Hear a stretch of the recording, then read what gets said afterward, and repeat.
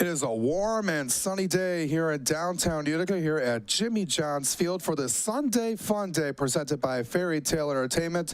It's a rematch of Friday night's thriller between the Westside Woolly Mammoths and the Birmingham Bloomfield Beavers right here on the USPBL Network. Along with my partner Tom Cavanaugh, I'm Alex Johnson. Thank you for tuning in here today and spending your Sunday afternoon with us here on the USPBL Network. And Tom, it's been a great weekend so far. Both of these teams playing a really tight game on Friday night, but I want to go back to last night. The Unicorns and the Hoppers were on the field last night.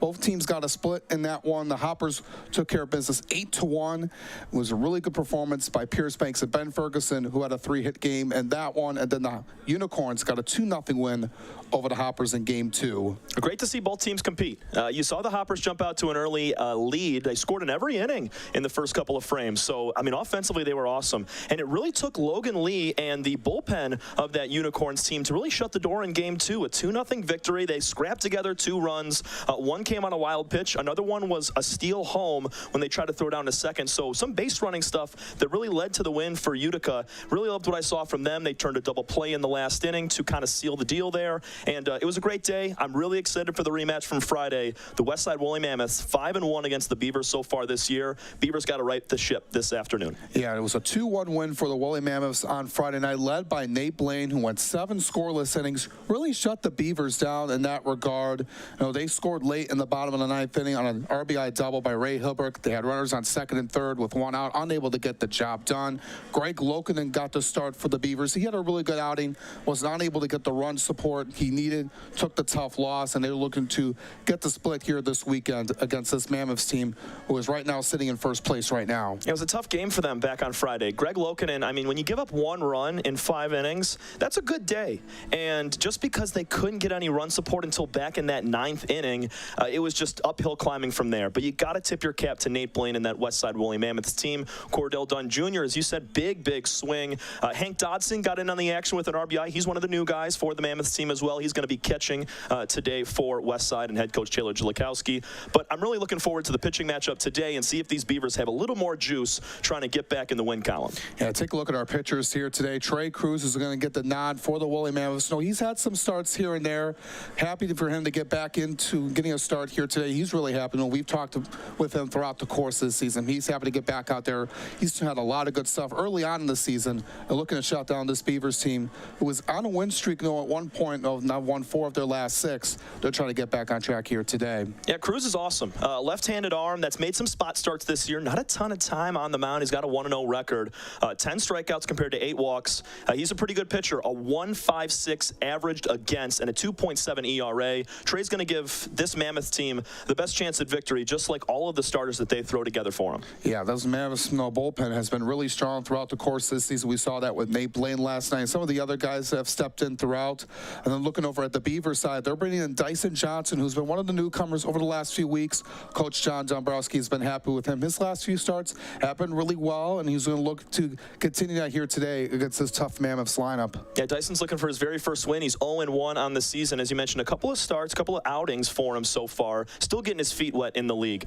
Really like what I see out of the right-hander from Winthrop University. Dyson Johnson, he's one of those other arms along with Greg Lokinen and other guys that give the Beavers a really good chance to win too. The run support has been low, but also that team ERA and the runs that they're giving up is starting to drop as well. So you see the Beavers, they're playing close games. They're not scoring more than 5 or 6 runs in a ball game. Yep. And Dyson, you know, keep that number low for the Mammoths, who have a raging offense. We see Drew Fleming back in the lineup today. No Alex Garbasic, no Anthony Sharkus. Let's see if the Beavers can take advantage. Yeah, absolutely. The Beavers have improved tremendously over the last 2 weeks because of those new guys have stepped in.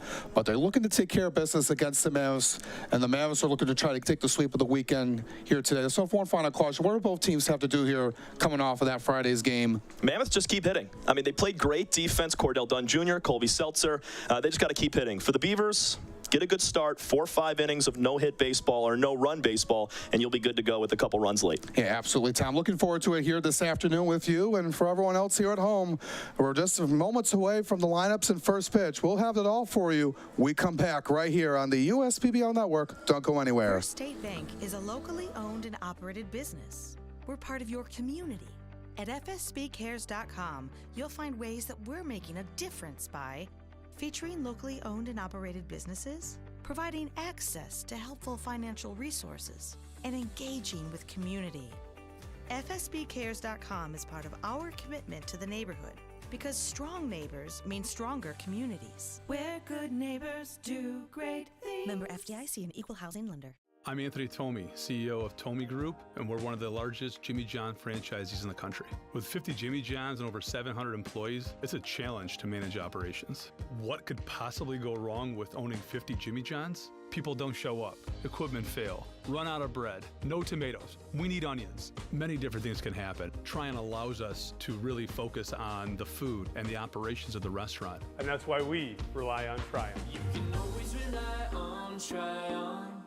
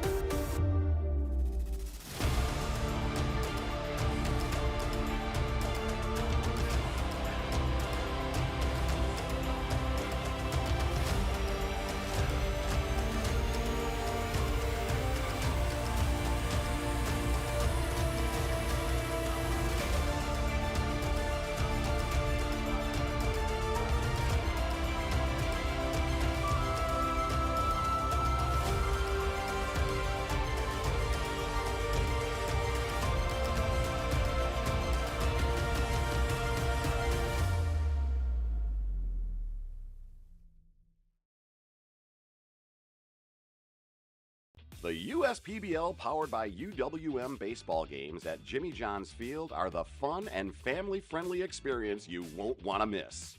Entertainment every week, including Thirsty Thursdays, fireworks every Friday, live music Saturdays, and Sunday fun days for the kids.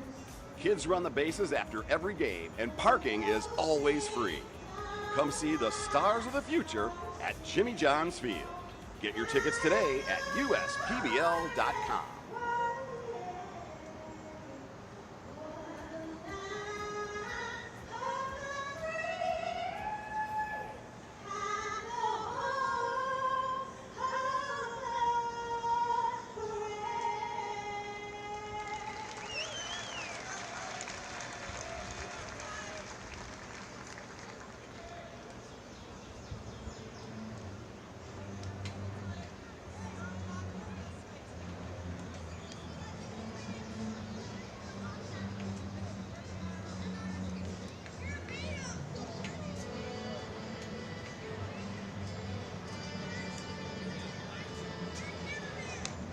Today's game has been with you all weekend long. Friday, Saturday, and now Sunday here today. Team's getting ready to get out onto the field. Dyson Johnson on the bump for the Beavers.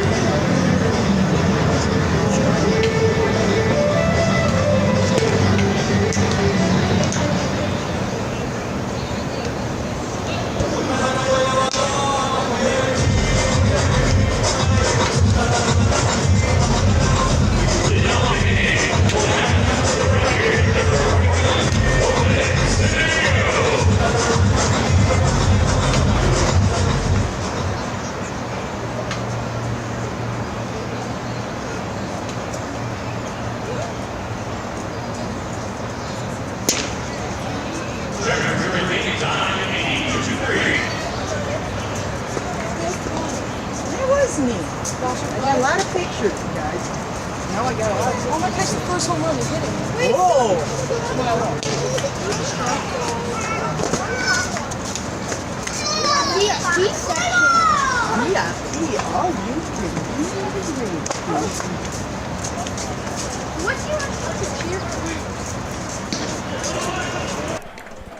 Got him on the outside corner at 80 miles an hour. And the first strikeout of the game for Dyson Johnson. Nice little circle change up there out of the hand of Dyson Johnson. Gets Cedeno waving. He was way out in front of that pitch. Great start for Dyson Johnson. Impressive stuff. Working him 1, 2, 3. Brings up Kobe Seltzer. Had a phenomenal day defensively over at shortstop. Has been tremendous over there.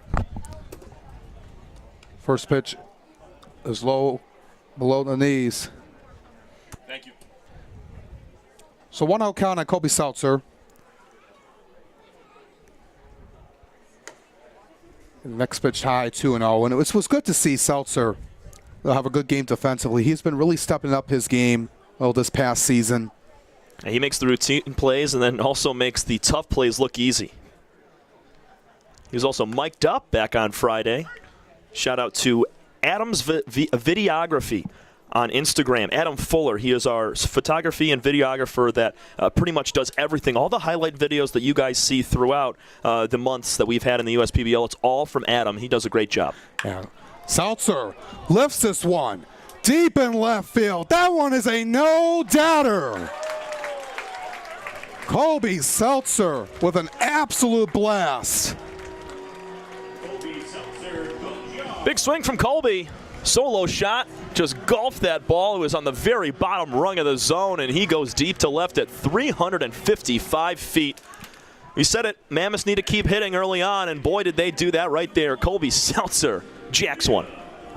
Got in there on that circles change at 78 miles an hour. It was in the low part of the strike zone, and it was an absolute missile off of Colby Seltzer, man. Yeah, Colby just tied the team lead and the league lead in home runs at 5 with Francis Florentino.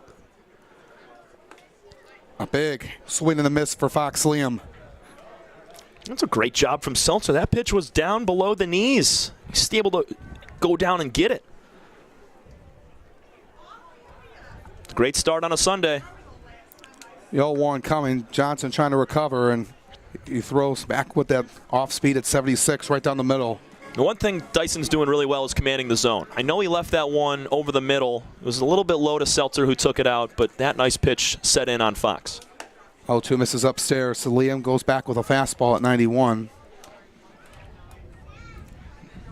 Liam's another guy that's been better at hitting the ball the last couple of weeks. 13 total knocks, 3 of them homers, 3 of them doubles. 1-2 goes inside.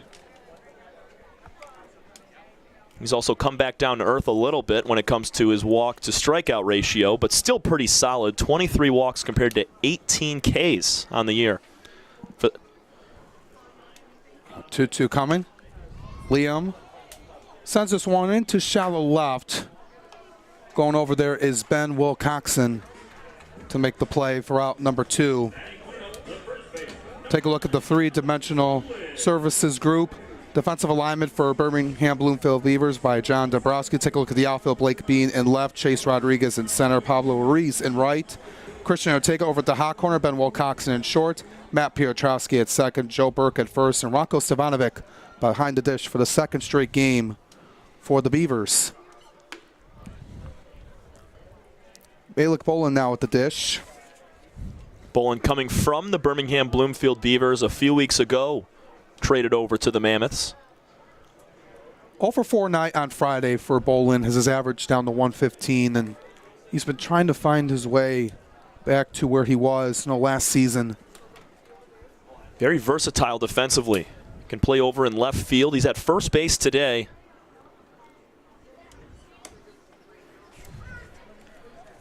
It's now 2-1 pitch. Rocco just brought that one back in. Rocco Stevanovic behind the dish, pulled that ball right back on the outside corner.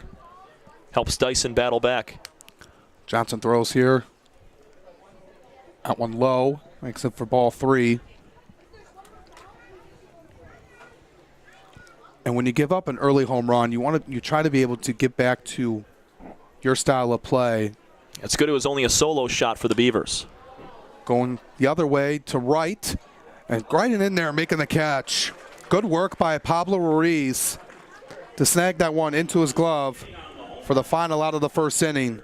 But not before a solo shot off the bat of Colby Seltzer that went 355 feet to left field. As the Beavers look to try to even it up here, down 1 as we head to the bottom of the half of the first here on the USPBL Network.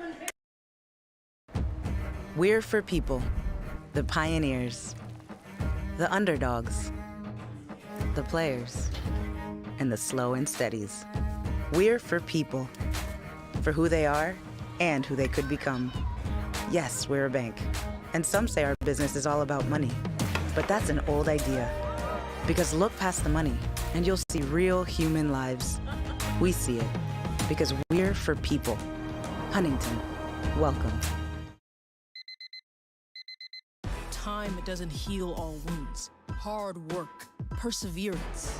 And we do. We're fighting cancer with proton therapy. And music therapy.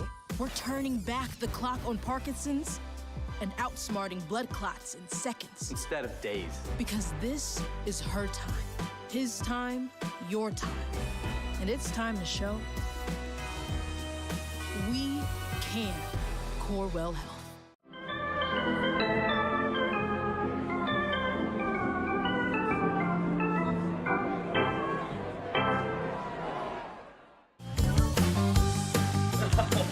Bottom half of the first we go here in downtown Utica, Michigan. 1-0 lead for the Mammoths off the solo shot of Colby Seltzer. The Beavers trying to get back in even here in the home half as they took a look at their starting lineup by head coach John Dombrowski. Leading off will be Ben Wilcoxon over at short. That'll be followed by Blake Bean in left, who's been really well as of late.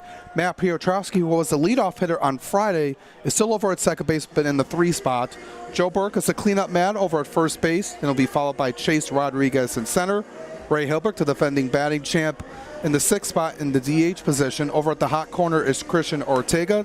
That'll be followed by Ranko Stevanovic behind the dish, and Pablo Ruiz rounds out the lineup in right field. And they're going to be facing Trey Cruz on the mound here for the Westside Woolly Mammoths. He's really happy to get back out on the bump as we take a look at his stat line here so far, Tom, and really impressive numbers so far for him this season. He's been great. 2.7 ERA, keeps the runs low. That's a good thing against this Beaver team right here. 1-0 record, grabbed that a few weeks ago, but not a ton of time pitching on the mound with just 13 1/3 innings. But a guy that throws 88 miles an hour with a ton of ride and movement, especially cutting into right-handed hitters. Cruz is going to have to find some success today, and now he's pitching with an early 1-0 lead as well. Got to feel good. Wilcoxon skies this one in the air and left, but it will go into the bullpen of the Beavers.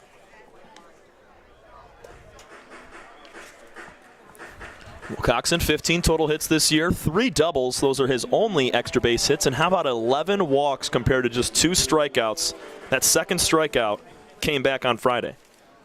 He was in the number 9 spot, had an 0-for-3 game. He's back in the leadoff spot today. We've seen that from him throughout the course of the season for the majority. Yeah, very interchangeable between the 1 and the 9 spot, as traditionally it's called the second leadoff hitter as the 9 hitter. And it's always one of your best hitters, too, in that 9 spot as well, that find themselves on base. A guy that has a really good on-base percentage, that's going to be your 9 spot guy because you want to turn the lineup back over to the top. 3-1 count on the leadoff man, Wilcoxon. Cruz gets into his motion and loses him for a leadoff walk. That's right, you got to make an adjustment. Bounce back right here. Just left that pitch a tad bit high, almost caught the very top of the zone. But a lefty-lefty matchup here favors Cruz, but against one of the hottest hitters in all of the USPBL in Blake Bean. Yeah, he's been really solid so far. His average down to 323. It was up at 357 on Friday, but still really good numbers. Yeah, 10 for your first 31. Can't ask for much better. Oh, that one got him right there in the back of Blake Bean. And the first 2 runners are aboard for Birmingham. Off-speed pitch there, just catching a little bit too far inside. Bean doesn't crowd the plate all that much, but it still got him right on that number 3. Take a look at the 3-dimensional services group defensive alignment for the Westside Woolly Mammoths. Drew Fleming is out on left, Nick Pastor in center, Jose Cedeno out on right. Then look at the infield, Cordell Dunn Jr., who had a home run on Friday. He's back at the hot corner again. Colby Seltzer, who had the home run today so far in short. Dre Williams-Nelson at second, Malik Bowen at first. And Hake Dotson, for the second straight day, is behind the dish. Good bounce back there with a first pitch swinging strike to Matt Piotrowski, another one of the best hitters of this Beaver squad. Best average, most hits at 23. Runners on the move. Dotson going to throw to second, and the ball goes away. It's a center. Wilcox is going to score easily, and Bean goes to third on the error, and we're tied up at 1. That was an all-or-nothing play right there for Dre Williams-Nelson down at second base. As that throw came in from Dotson, it was on a bounce. And if Williams-Nelson's able to pick that and lay the tag, 100% Blake Bean was going to be out. It bounced right over the glove, and because Seltzer was not there in time to back it up, that leads to the Wilcoxon run. So now, square at one apiece. There goes the bat. Yep. Right over there by the fans, right next to the Beavers dugout. Look out. Well, they got the netting there to protect them. And yeah, up close and personal. Little extra experience at the ballpark. Well, at least the bat didn't break into millions of pieces, so didn't want that mess. As John Dabrowski over at the third base side gives him back his bat count. There's 1 ball and 2 strikes. Piotrowski, who has been really solid since joining this team. Cruz, as he sends it back to the screen. And another guy in Piotrowski that does not strike out very often. He doesn't walk very often either. Only 7 walks, 11 Ks in 80 at-bats. 0-2 pitch. That one rolled foul. Just trying to work for it here. Yeah, Cruz is going to continue to battle. Not the start that he wanted with the walk and the hit batter, but got to try to bounce back here. Make an adjustment against Piotrowski. Really talented hitter at the plate, and you got him down 0-2. You can afford to waste a pitch or two, maybe see if Matt will chase, but he doesn't do that very often either. Gets to his windup. Now Piotrowski lets one down into left, and that one goes over for a home run. A 2-run shot by Piotrowski, and the Beavers take the lead. That's his 4th on the season. Absolute laser beam. That got out in a hurry. 104 exit velocity off the bat. Matt put a charge into it, and when he's down 0-2, it doesn't matter. He's still going to find a way to jack it out of here. What a lead early on for the Beavers, and it gives Dyson Johnson a little cushion to work with. That one was only 321 feet. Yeah, I mean, it just scaled, like reached over the wall in left field. Not very far, but it was a line drive shot that gets out of here 10 out of 10 times with that exit velo. And we're able to carry over. No, most other ballparks, like you see, that was just a line drive shot right by over the Heritage Church sign right there in left field. And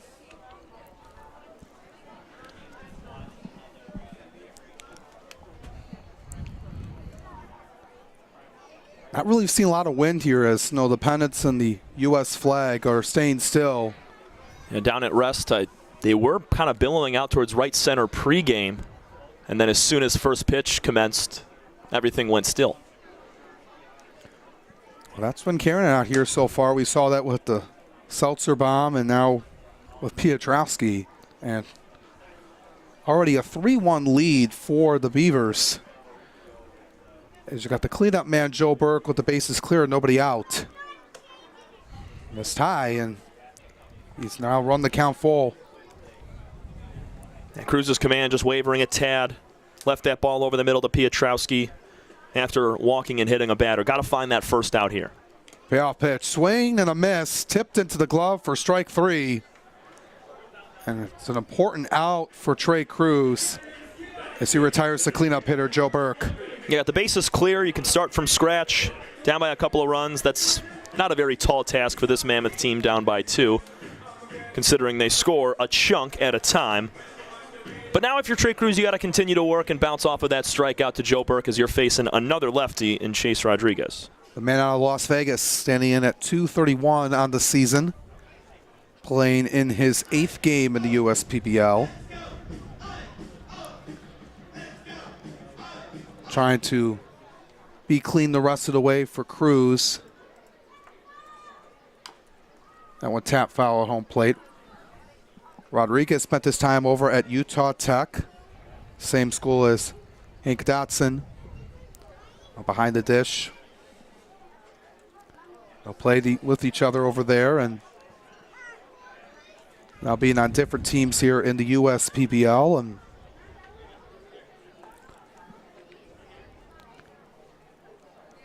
1-2 pitch coming from Cruz as Rodriguez Sends this one into foul ground, but running out of room is bowling. It goes off the netting. And Rodriguez loves the right side of the field. We saw him back on Friday pull one in the right center gap with 2 runners in scoring position in a close game. Jose Cedeno tracked it down, made a nice catch with 2 outs. And then Rodriguez also flied out to Cedeno in right to end that ball game. That's where he's going to try to look to go if your crews want to try to move Rodriguez off the outside part of the plate. That's where Dotson is set up. And moves into him. I get a 2-2 count. Trying to make him go the opposite way. That's what you got to have. Yep. Missed the spot there, completely going on the inside. Got to work now 2-2. 2-2 pitch coming. Called strike 3. Nasty pitch by Trey Cruz. Back-to-back punch-outs. Exactly what Cruz needed. Definitely. Just needed a couple of batters to get into the swing of things. Unfortunately, it came at the expense of 3 runs, but back-to-back strikeouts to the 4-5 hitters. Something definitely to build off of here as the defending batting champ Ray Hilbrick steps in. He's looking to get back on track. He had 1 homer last season. The average a little bit down from a season ago at 273. Still good, nonetheless. He's got 6 doubles. One of those coming back on Friday as well in the 9th inning. But Hilbrick, I mean, he's number 1 in hits. Tied for number 1 in hits with Piotrowski at 24 apiece. Also leads the team in doubles with those 6. Losing the command on the last few pitches, going back over with the off speed at 84. Hilbrick ahead in the count 2-0.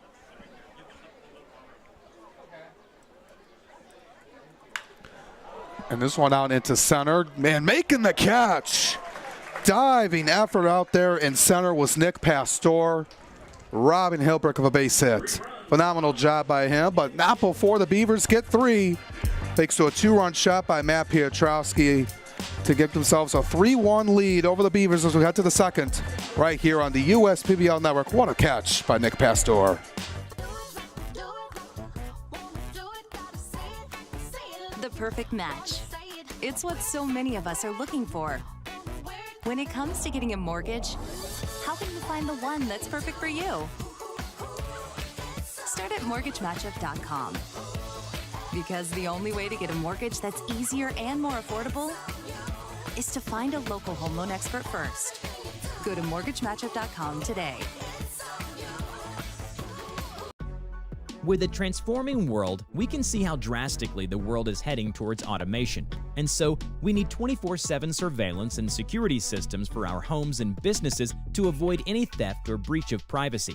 JARBCOM brings the installation of security cameras to the tip of your fingers with our state-of-the-art mobile app.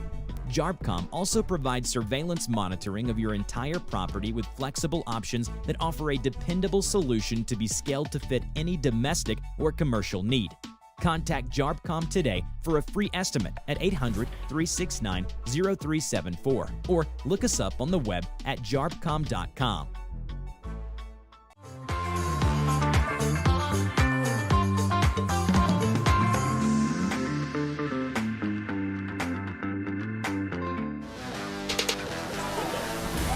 It's a Sunday fun day here at the ballpark presented by Fairy Tale Entertainment. Get ready to start the 2nd inning. A lot of offensive power here so far.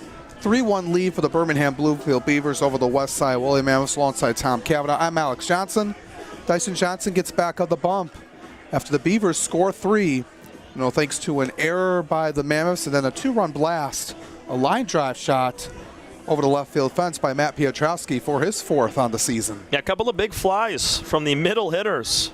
Seltzer and Piotrowski, respective on each side. And if you're Dyson Johnson, you give up 1 run in the first, you're like, gosh, I got to keep him down. I got to go a couple scoreless innings here. And now your confidence can expand because your offense comes through with 3 runs. Your guys Blake Bean, Ben Wilcox, and Matt Piotrowski, 3 of the best hitters in the entire league. They come through for an early cushion. Let's see how the Beavers respond defensively. Looking at who's coming up to the lineup, Nick Pastor to lead it off, who made that excellent catch out there to rob Ray Hilbrick of a single. He timed that perfectly. He got to the ball a little sooner than he had thought, and then he laid out as soon as the ball tapered down and gravity took it to the grass. Very veteran center fielder at the dish. Pastor sends this one out of play on the first pitch.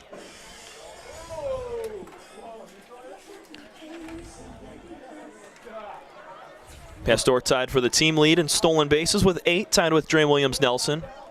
So 1 homer, 1 double for Nick. He had a single and a stolen base on Friday in 4 at-bats. Hitting .315 on the season. Second-year man in the league, played on the Unicorns a season ago. 1-1 pitch from Dyson Johnson is way outside. A couple of notable guys not in the lineup today for the Mammoths. You got Alex Garbasic, Zach Beadle, Anthony Sharkus, Francis Florentino. Florentino and Beadle on the injured reserve currently right now. They'll be back. Francis expected to be back in a week. And same thing for Beadle, both in 7 to 10 days will be back in the lineup for Westside. Yeah, 2 important bats. They've been out for a little while with Florentino and Beadle, but they've produced really well. And the success of the Mammoths, as Pastor swings at a high strike with the fastball at 90. But you could look at this entire roster and think about everybody being able to chip in and have a big moment so far this year. So, I mean, top to bottom, 1 through 9, everybody contributes on this Mammoth team. Payoff pitch coming, and he rings up Nick Pastor. Got him on the outside corner. Unhappy with that pitch call in the very outer third. Right in the bottom part of the zone, taking a look at the breaking pitch from Dyson. Nice frame from Stefanovic, gets the call on the outside corner, and it's the second strikeout, first looking for Johnson so far today. He'll face Drew Fleming now, who has been really strong since he's put on the Mammoths uniform. Swings to the first pitch, rips this one out into right, and that one is going to carry over. That's another home run in this game, this time off the bat of Drew Fleming for his 4th bomb of the season. Oppo Taco, power from the big fellow with the long hair. Drew Fleming goes right center, one of the deepest parts of Jimmy John's Field, nearly 360 feet. Alex, we're seeing some big flies on a Sunday. I love it. That was just absolute carry right there. Going over to the Michigan Schools and Government Credit Union stage. Now Hank Dotson steps in now. It's now a 3-2 ball game. Dotson had his first hit and RBI on Friday night. Well, he's coming through in place of Zach Beadle's absence behind the dish, Tom, and it's good to see him coming all the way from Utah as he swings at the second pitch as he sees, and it's going to drop right in front of Pablo Ruiz. Love to see it from Hank. He's a guy that grinded to be here over the last 3 to 4 days, coming all the way from San Diego to Utah, back over here, and a lot of miles traveled. Hank is contributing very well. As you said, RBI back last on Friday, and now he's 1 for 1 to start the game. And it's awesome to see, considering Zach Beadle is down right now, injured. They need another catcher on the roster, and if you can catch, which he does very well, and hit, boy, you're a full package player for Taylor Jellikowski and this Westside squad. Cordell Dunn Jr. has also been a guy that's been behind the plate as well. Yeah, he split time between third and catcher. Plays a very solid third base. Was awesome there back on Friday. He's been great all year, really locking down the left side of this infield. So 3-2 right now. Johnson's going to throw over for his first disengagement to Dotson. Both hits that Dyson Johnson has given up today have been home runs. That was coming before that Dodson single. 2 runs, 3 hits, and an error for the Mammoths so far. 3 runs and only 1 hit for the Beavers. But it's been good here so far. The offense has gone on here after the last few days. It's been really quiet due to the strong pitching, which has been good to see. But a big swing and a miss from Cordell Dunn Jr. Yeah, Johnson had him fooled on that one. Beautiful slider diving down in the zone. So 1-2 is the count. Trying to get ahead of these hitters here. 1-2 outside. Stefanovic goes back over the first base. Takes a hop into the glove of Joe Burke, but Dotson's in there safely. Take a look at the replay here, Tom. It wasn't all that close, but I love the idea from Stefanovic. I mean, just keeping those runners close, thinking about them, making sure that you as a runner know that this defense has you as a main priority. 2-2 pitch, done. Sends this one out into left. Could be hauled in by Blake Bean for the second out. Same sort of pitch that Dunn hit out last time back on Friday. Lower part of the zone, went down to go get it, just did not get as much barrel and exit velocity. And in that case, it's going to be a fly out. But a good inning so far with that Fleming home run. It's hard to keep this Mammoth offense off the board, and they've had a home run in each of the first 2 innings with still more to come. Still trailing by 1 here. We're only in the second inning, Tom. Still a lot of game left here, obviously. As still facing number 9 hitter, Dre Williams-Nelson. They've been aggressive at the plate.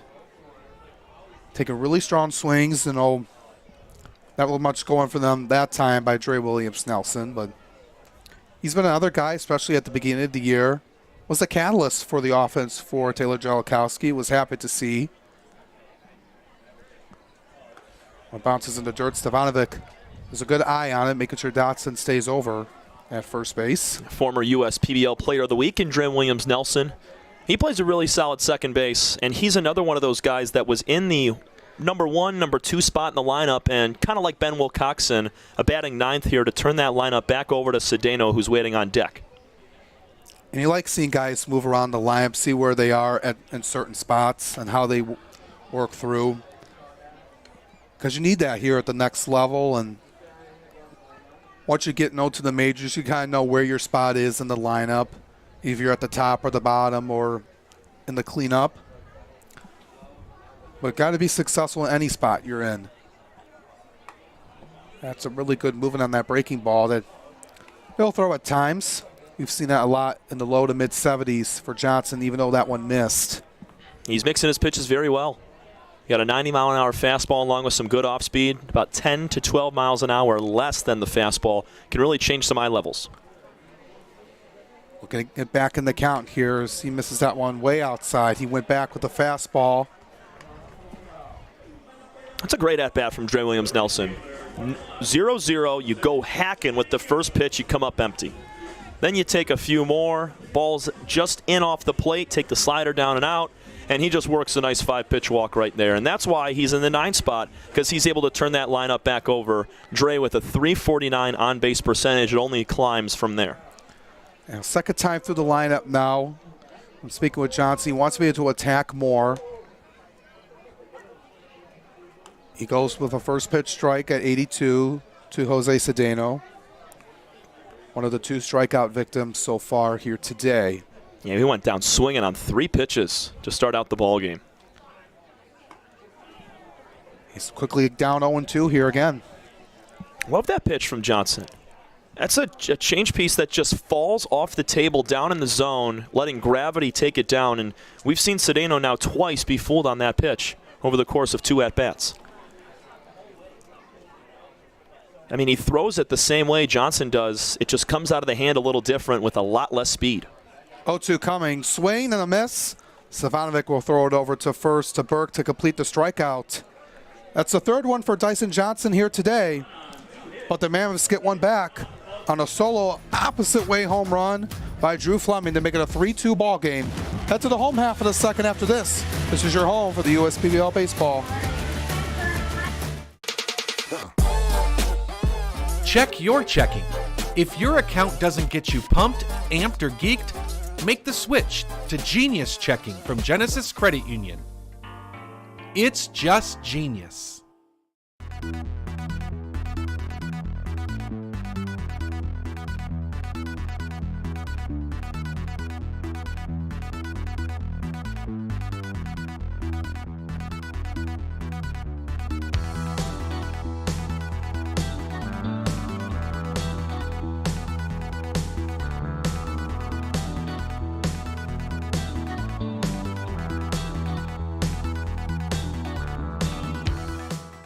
We're the financial champion of Michiganders. Whether you're a goal-getter or dream chaser, an empty nester or up-and-comer, anyone in Michigan can bank with us. Michigan Schools and Government Credit Union.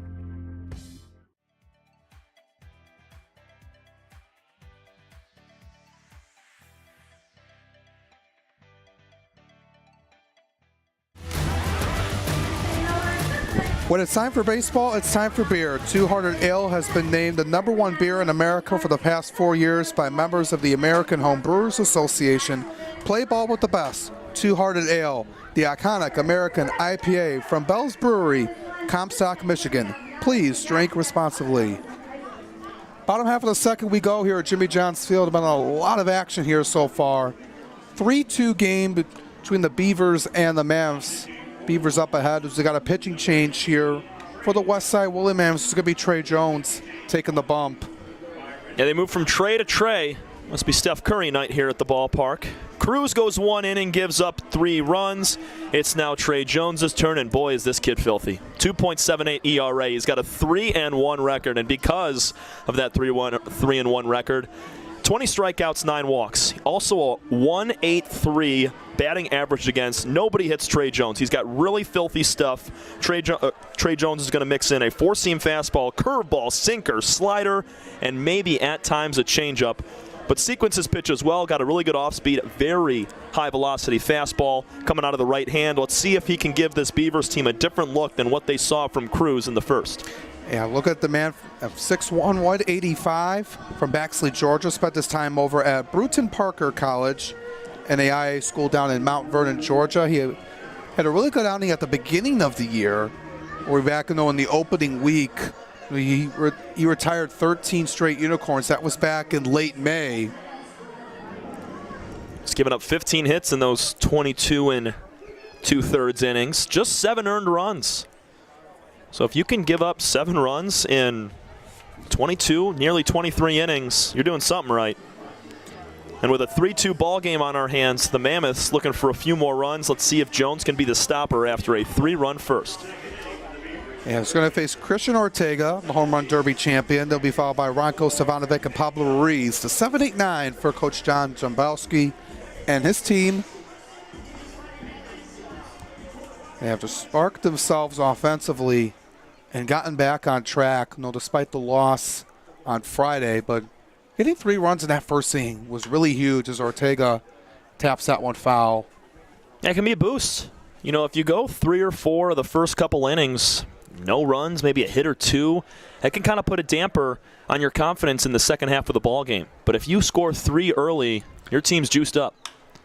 Ortega skies this one in the air into shallow right.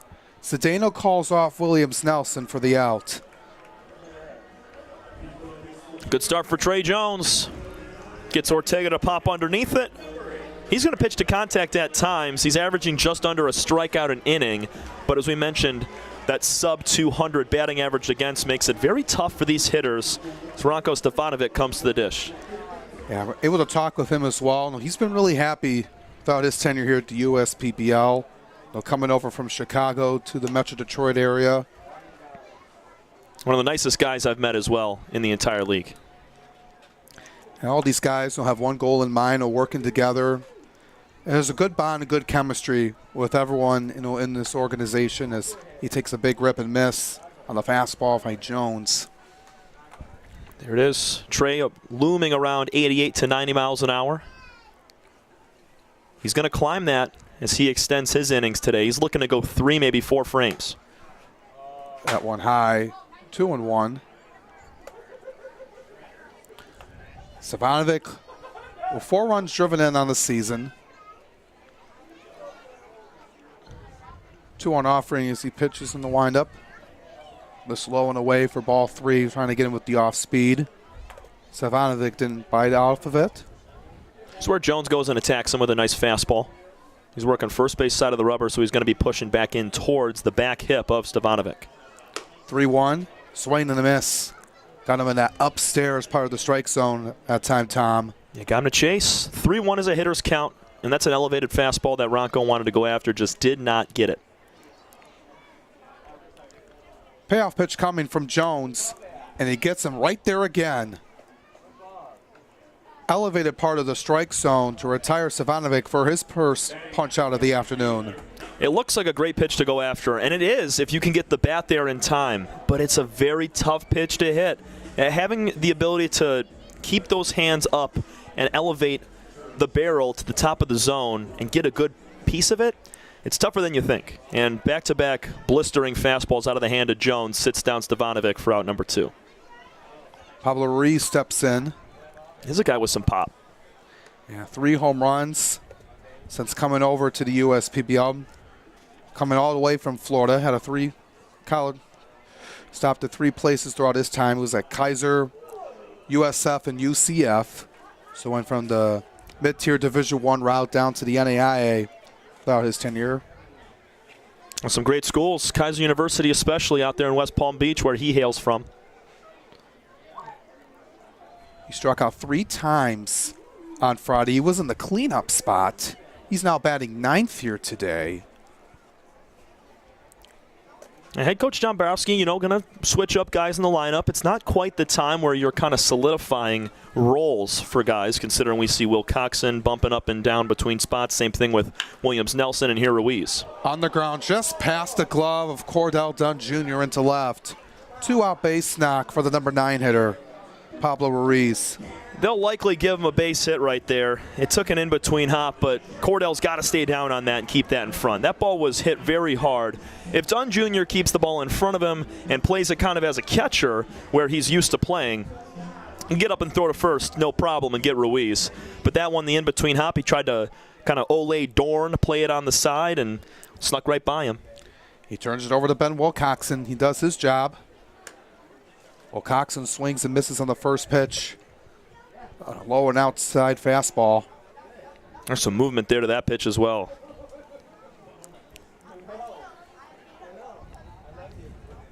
We'll see how Jones does here. Was trying to get the 1-2-3 inning, but Ruiz had other ideas. Going to be the 15th pitch of the inning for Jones. Ruiz on the move. Dotson's going to throw. It's going to be late, and then it goes into center, but not far enough for Ruiz to advance. So that's the 3rd stolen base on the afternoon already for the Beavers. The second time Dotson's skipped it into the outfield. Either Seltzer or Dre Williams Nelson needs to be able to knock that ball down, keep it in front, but also with Pastor charging in hard from center, there's nowhere for Pablo to go. 2-1 in the dirt. Dotson keeps Ruiz in check over by picking it up at home plate. 3-1 count on Ben Wilcoxon. This is where Wilcoxon thrives. He's either going to keep a good eye and take ball 4, or he's going to get a good pitch and rip it. 15 total hits on the year. 5 RBIs for Ben. He swings at it and lines it right to Colby Seltzer to end the inning. Had the right approach, but Seltzer was in the right place at the right time. The Beavers get a 2-out base runner in scoring position. Can't get him in. Still up by 1 as we head to the 3rd inning. The Mammoths come up to the plate. When we come back here on the USPBL Network on this Sunday Fun Day. The Dave & Buster's method is designed to help you unlearn adulthood and reset our life around zapping stuff and cheering for stuff with your friends. Begin the method today with 5 free games. You know you want to. Fifth Third Extra Time helps you do you better. So kick back and relax. You have extra time to avoid overdraft fees. Fifth Third Extra Time. This is banking a Fifth Third better.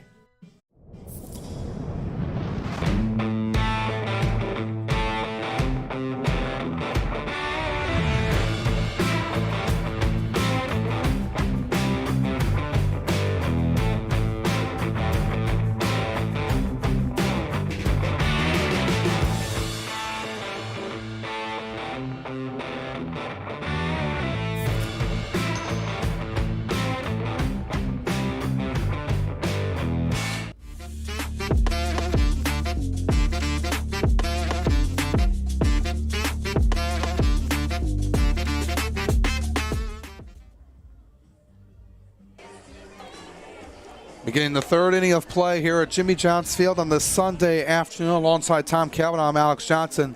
Been a good one here so far. 3-2 lead in favor of the Beavers over the Westside Woolly Mammoths. Dyson Johnson gets back on the bump. It's been really strong here so far despite the home runs he has allowed, though, and looking to have a clean inning of work He's had a couple of mistakes, like I said, off the bats of Colby Seltzer and Drew Fleming. You run the risk of giving up big swings when you leave pitches over the plate against this Mammoth team. Both Seltzer and Fleming making them pay. But I like what I've seen from Dyson so far. Mixing pitches very well. He's got 3 strikeouts, He has only walked 1 batter. But the goal here for these Beavers is to can keep this Mammoth team scoreless for a couple of innings over the next 3 or 4. And also for the Beavers offense, they cannot get complacent. They need to be able to chip away and score a few more runs and extend that lead through the middle innings. Here comes Seltzer, the man that did some damage off of Johnson in his last at-bat. Home run number 5 and his 13th RBI on the season for the man out of Haslett, Texas. We'll see what Johnson does to him this time. Not want him to do the same mistake again. It was bottom of the zone as well, exactly where Seltzer hit it out last time. Good breaking pitch from Johnson. 0-1 delivery. Stefanovic couldn't frame it right in the area that he wanted it to be. It's a few inches off the plate. 1-1. I like the movement of Johnson with that glove, kind of flicking the leather, Ryan Dempster style. 1-1. Yeah, Seltzer did not want to swing at that, but went too far. Sword. Yeah. That's exactly what he did there, Tom. He fooled him. It's a great pitch right there. Seltzer was sitting on that backside ready to unload. And when you get a pitch that's a completely different speed than what you're expecting, that can lead to those type of swings. We saw it with Cedeno last inning as well. We'll see what Johnson does to him this time. 1-2. Didn't fool him that time. That breaking ball goes down and into him. And that's what makes a good hitter. You know, you see it once and you get fooled, you make the adjustment and wait on it the next time. 2-2 pitch, and he gives him the swing and miss on the fastball. How about Dyson Johnson, man? 4 total strikeouts through 2 1/3 innings. This is good stuff from the kid. And going with an elevated fastball, his top velocity at 91 miles an hour so far today. Nice job from Dyson. Yeah, he's been able to recover after those 2 long balls, and that gets on you when you make a couple of those mistakes. It's just a good thing they were both solo bombs for the Beavers. If there's a couple guys on, this game could be in a completely different light, and the Beavers might not be winning this thing right now. But Mammoths consistently with a run in each of the first 2 frames. They're on pace to continue that as they average 5-6 runs, 4, 5, 6 runs a game. You got to have the strong pitching from Johnson here today. No, Lokinen did really well Friday night. Just the offense didn't come through. No, you're going to have those kind of nights offensively where you're going to be a little bit cold, but you want to be able to back up, especially your top pitchers. It's all about responding. You know, you scrape together 1 run in the 9th inning back on Friday. Your main goal on Sunday today is to come out and punch the Mammoths in the face with a couple of runs early, and that's exactly what they did. And if they can continue to do that throughout today, they'll have success. 2-1 way outside for ball 3.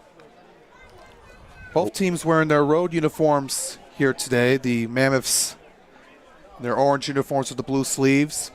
Beavers in all red. 3-1 pitch. Got it right down the middle, 3-2. There's also picture day for both teams in the outfield before the game. So I think these are the ideal jerseys. Actually, I think the Beavers, I would like them see in the pinstripes for their team photo, but I like the red on the white pinstripe pants as well. Yeah, it really works well, and Hoxliam goes down swinging. That's another punch out. That's 3 in a row, and the 5th of the game for Dyson Johnson. He's making a case for pitcher of the week right now. This is really good from Dyson Johnson, a guy that only came in with 9 strikeouts through 7 innings of work. And this is his 4th start, so he made 3 starts in the course of 7 1/3 innings with 9 Ks. He now has 5, man. I mean, this is really, really impressive. It's good to see out of him, and right through this heart of the lineup that has been really strong throughout the course of the season as he faces Malik Bolin, the former Beaver.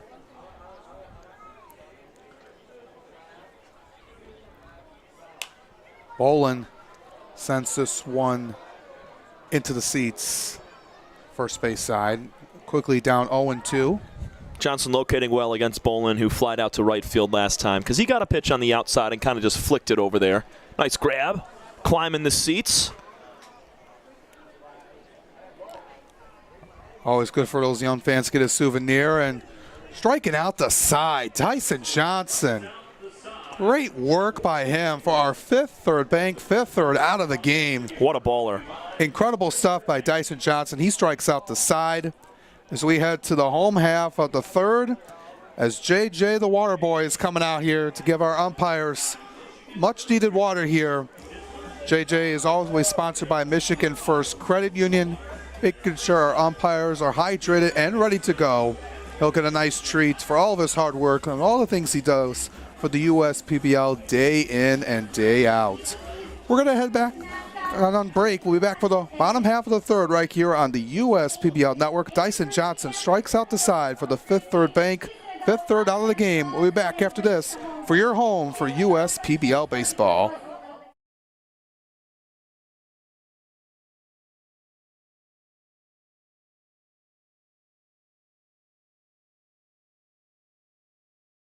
I'm Anthony Tomey, CEO of Tomey Group, and we're one of the largest Jimmy John franchisees in the country. With 50 Jimmy Johns and over 700 employees, it's a challenge to manage operations. What could possibly go wrong with owning 50 Jimmy Johns? People don't show up, equipment fail, run out of bread, no tomatoes, we need onions. Many different things can happen. Tryon allows us to really focus on the food and the operations of the restaurant. And that's why we rely on Tryon. You can always rely on Tryon.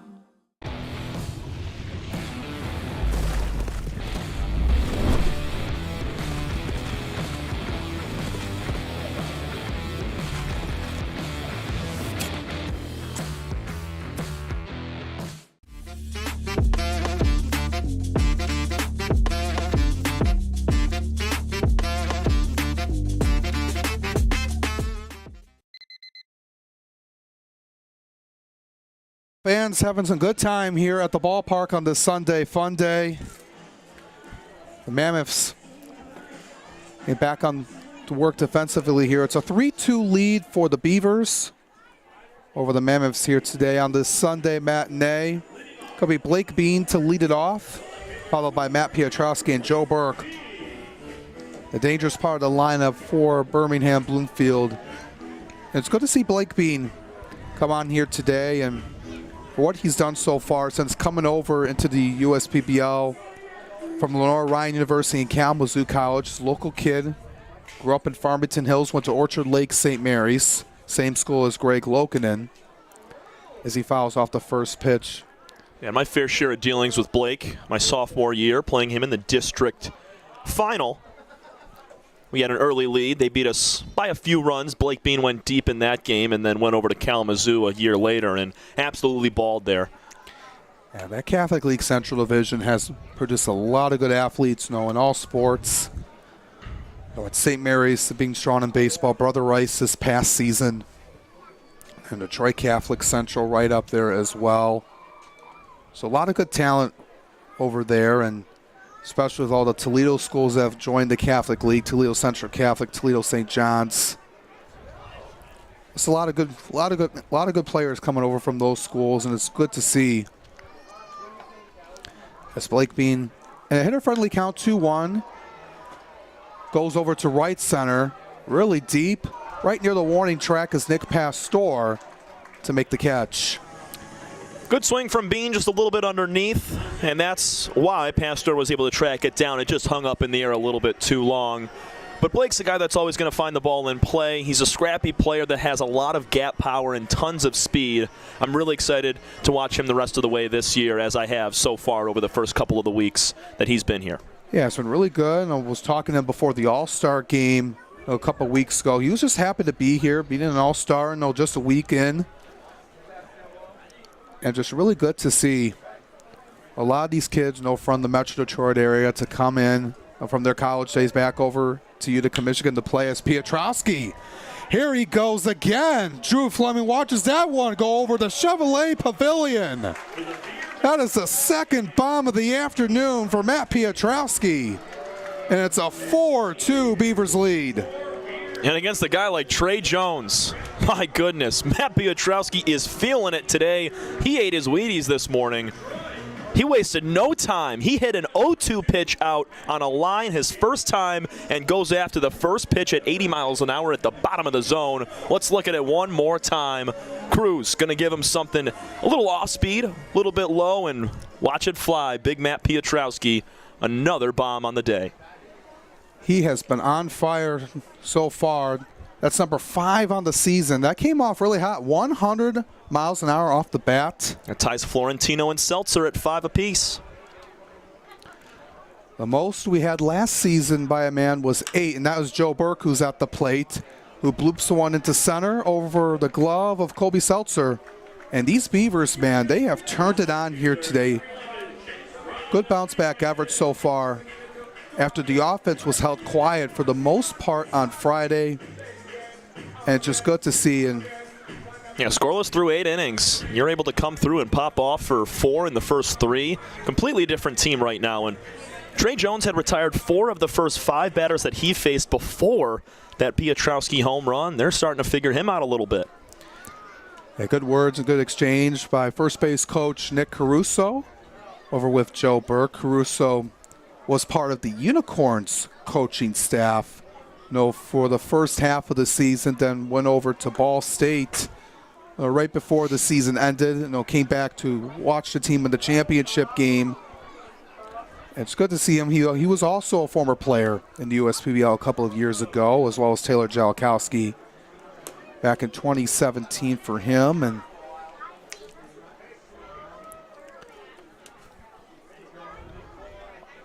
all the lessons, all the things they've learned as a player and then transition over them as a coach to help these guys up as Rodriguez goes into right, drops in front of Cedeno. The Beavers have something cooking here with 2 on and 1 out. Continuing to hit the ball well. Not hit all that hard off the bat of Rodriguez. We talked about it last at bat. He loves right field, and this time he's able to drop it out in front of Cedeno. Beavers are jumping on a lot of first pitches, and they're having success catching a ton of barrels early in this ball game. And against a guy like Trey Jones that he doesn't give up many hits at all, and right now he's already given up 4 in his first 2 1/3, or inning and a third, I should say. It came in relief for Trey Cruz, who went 1 inning. He allowed the first home run off of Piotrowski. And it's 4-2. They were the Beavers here,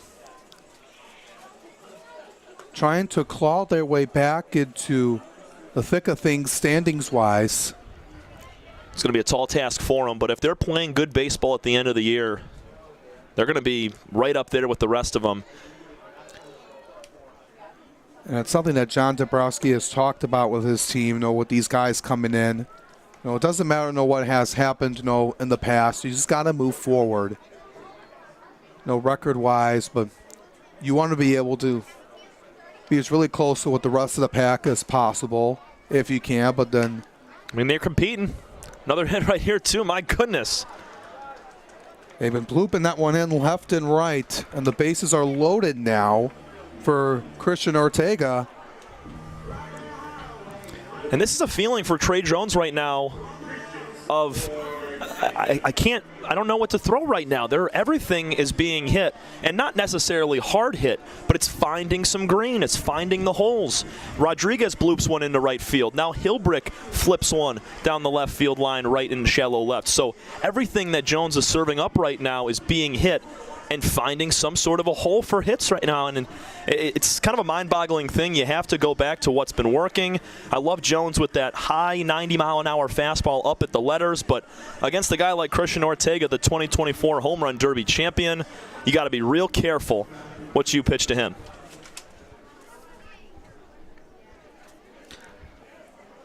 Difficult spot here for the Mammoths. Trailing by 2, and Ortega at the dish.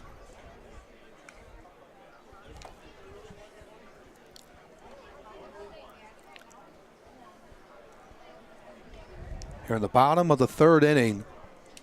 Already got one on a solo blast by Matt Piotrowski for his 2nd of the afternoon. Tapping that one foul at home plate is Ortega. It's as good a time as any for a clutch out right here from Trey Jones and the Mammoths. If they're able to silently get Christian Ortega here, we'll have a nice chance with Stevanovic coming up with 2 outs.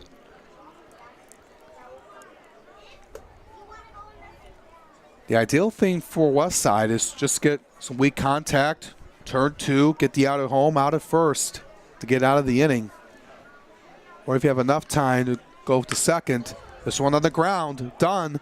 They're going to try to go home, and they do. It's a force out. They didn't have to tag Burke since every base was occupied. So it's going to go down as a fielder's choice 5-2 for the second out of the inning. Well done from Cordell Dunn Jr. Fielding that, throwing on the run, and a nice toss over to Hank Dodson at the plate. Another softly hit baseball. That's the 3rd in a row. The last 2 went for hits. This time, Dunn's able to make the play on the run. No chance for a double up at first as Ortega was down the line already, but now 2 gone, bases loaded, only trailing by a pair of runs. Mammoths are able to get out of this nearly unscathed. Needs to limit the damage as much as possible if you're Jones. He misses that one high. Can't afford to go down even more. 4 or 5 runs after 3 innings would not be an ideal spot for Taylor Jalkowski and the Mammoths.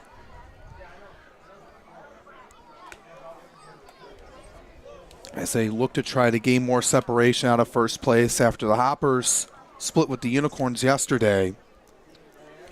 Also looks like Julian Pichardo getting warm for the Beavers in their bullpen right now. But I like to see Dyson go one more after he struck out the last 4 batters that he has faced. Nobody on the Mammoth side yet. We'll see how that goes, how far they go along with Jones, even though he just came in the second inning. But based on what has happened so far,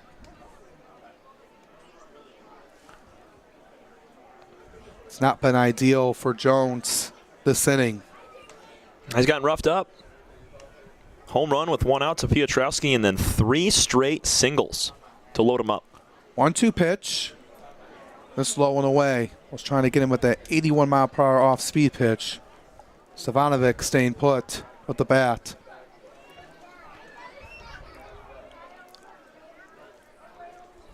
Jones struck him out swinging back in the second.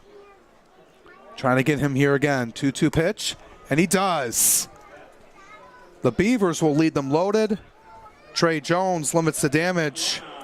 You know, he allowed that home run off of Matt Piotrowski. The deficit still manageable for the Mammoths. Now trailing 4-2 as we head to the 4th inning. We'll be back after this right here on the US PBL Network on the Sunday Fun Day presented by Fairy Tale Entertainment. Time doesn't heal all wounds. Hard work, perseverance. And we do. We're fighting cancer with proton therapy. And music therapy. We're turning back the clock on Parkinson's and outsmarting blood clots in seconds. Instead of days. Because this is her time. His time, your time. And it's time to show we can. Corewell Health.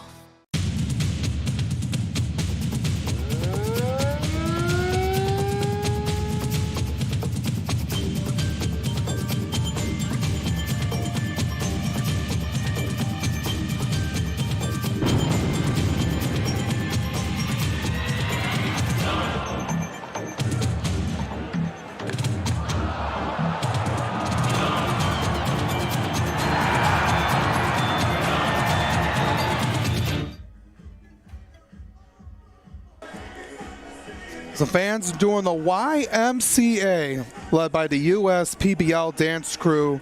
Always do a phenomenal job all season long, getting the fans involved here this afternoon. And a place to be here on a Sunday afternoon.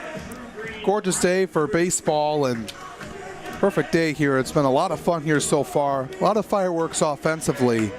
The balls have been going out left and right here for both sides here today, Tom. And it's been a great one here so far. Still a lot of action left as Dyson Johnson gets back on the hill. Dyson's been awesome. He struck out 6, 4 in a row, K'd the side in the 3rd inning. He's going to continue his success into the 4th. We got Pichardo in the bullpen right now getting loose, but if Johnson can continue to put up zeros, I like him to go into the 5th, maybe the 6th inning. You never know.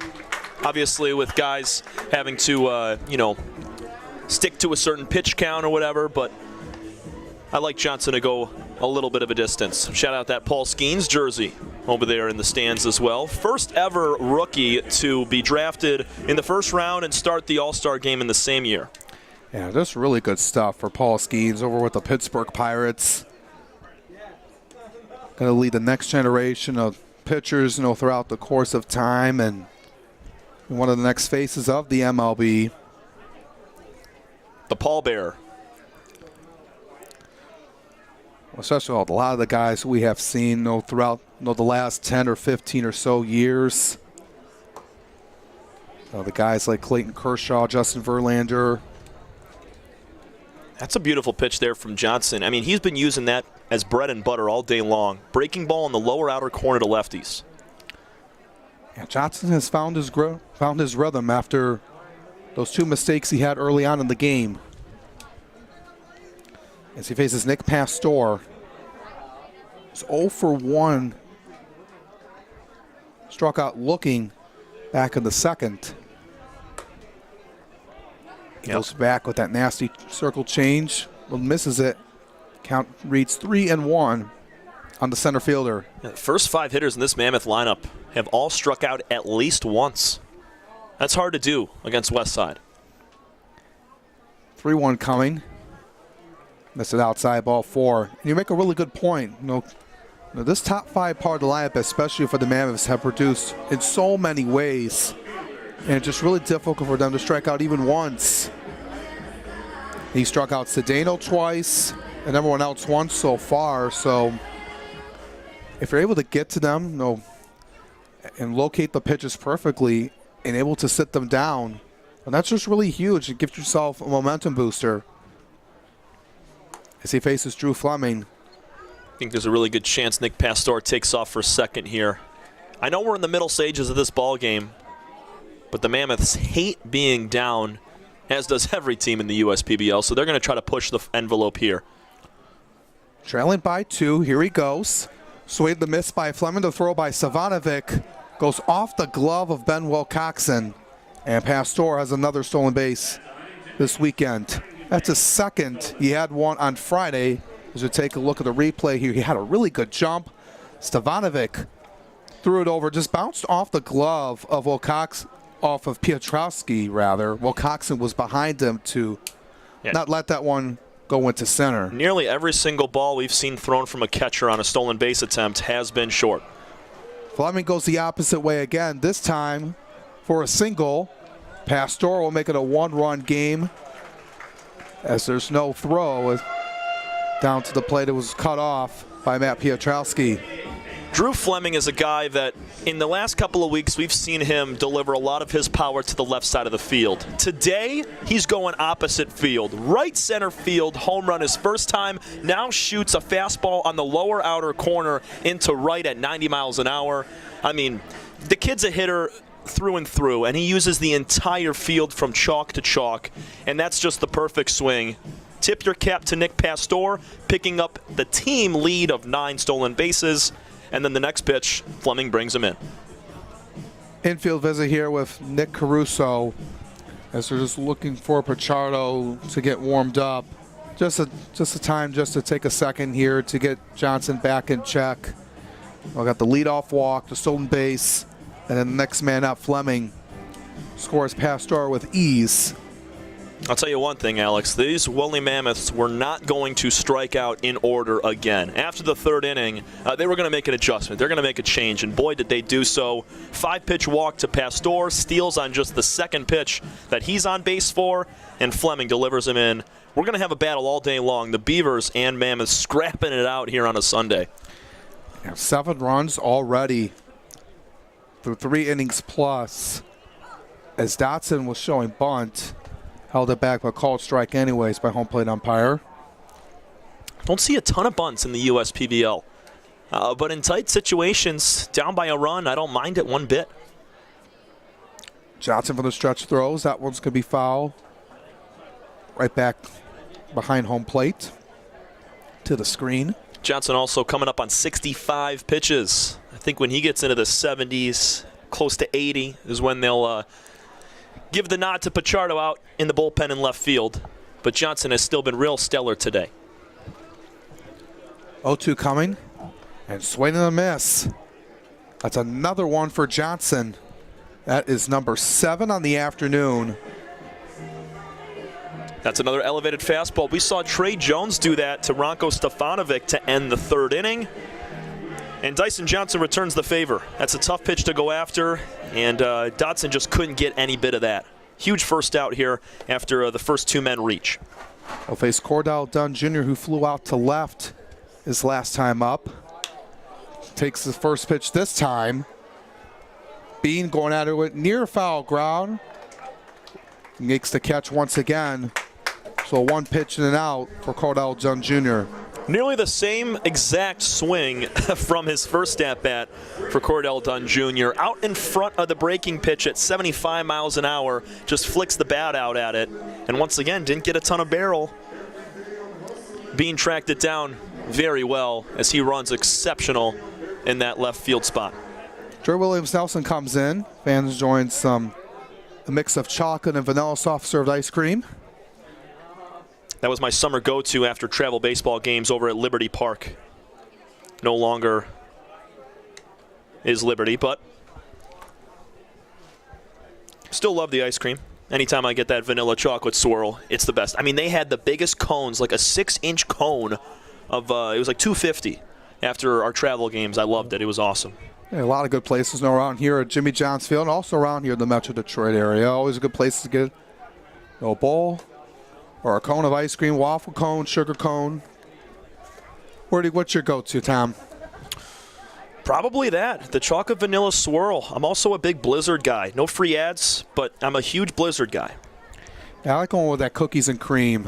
Yep, same here. I'm a Heath bar guy, though, because I'll mix that in there a little bit. Definitely need it on a day like today. Or maybe an ice cream sandwich sounds good. But it's got to be the Toll House cookies on both sides. It can't be like that soft brown whatever it is. Yeah. I'm talking about the 2 cookies with the ice cream in the middle. That's the go-to. Yeah, that sounds really good up here. So 2-1 pitch. Williams-Nelson, big hack and miss.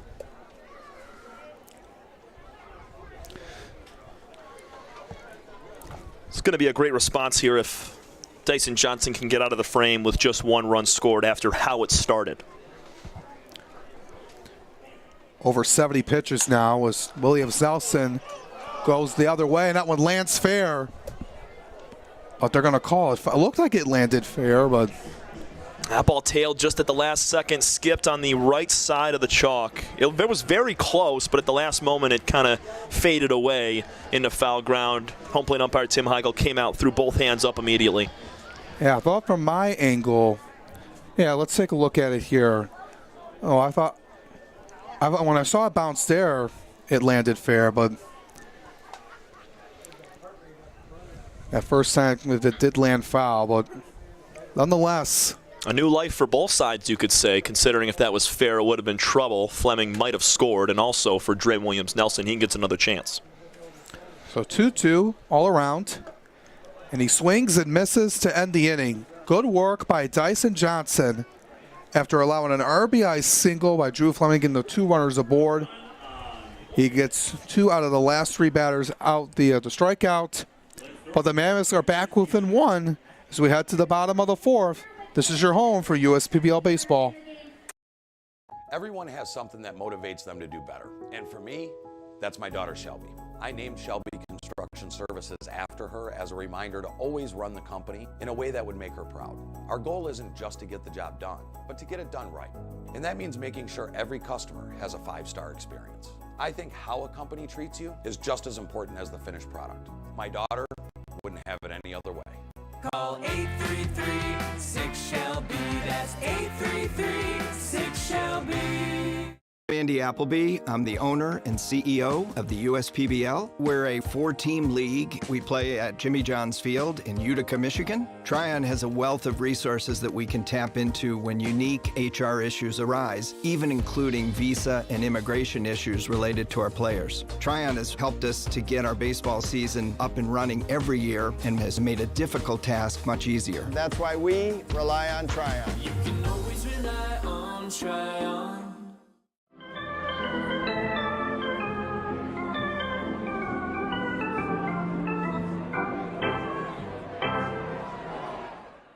First State Bank is a locally owned.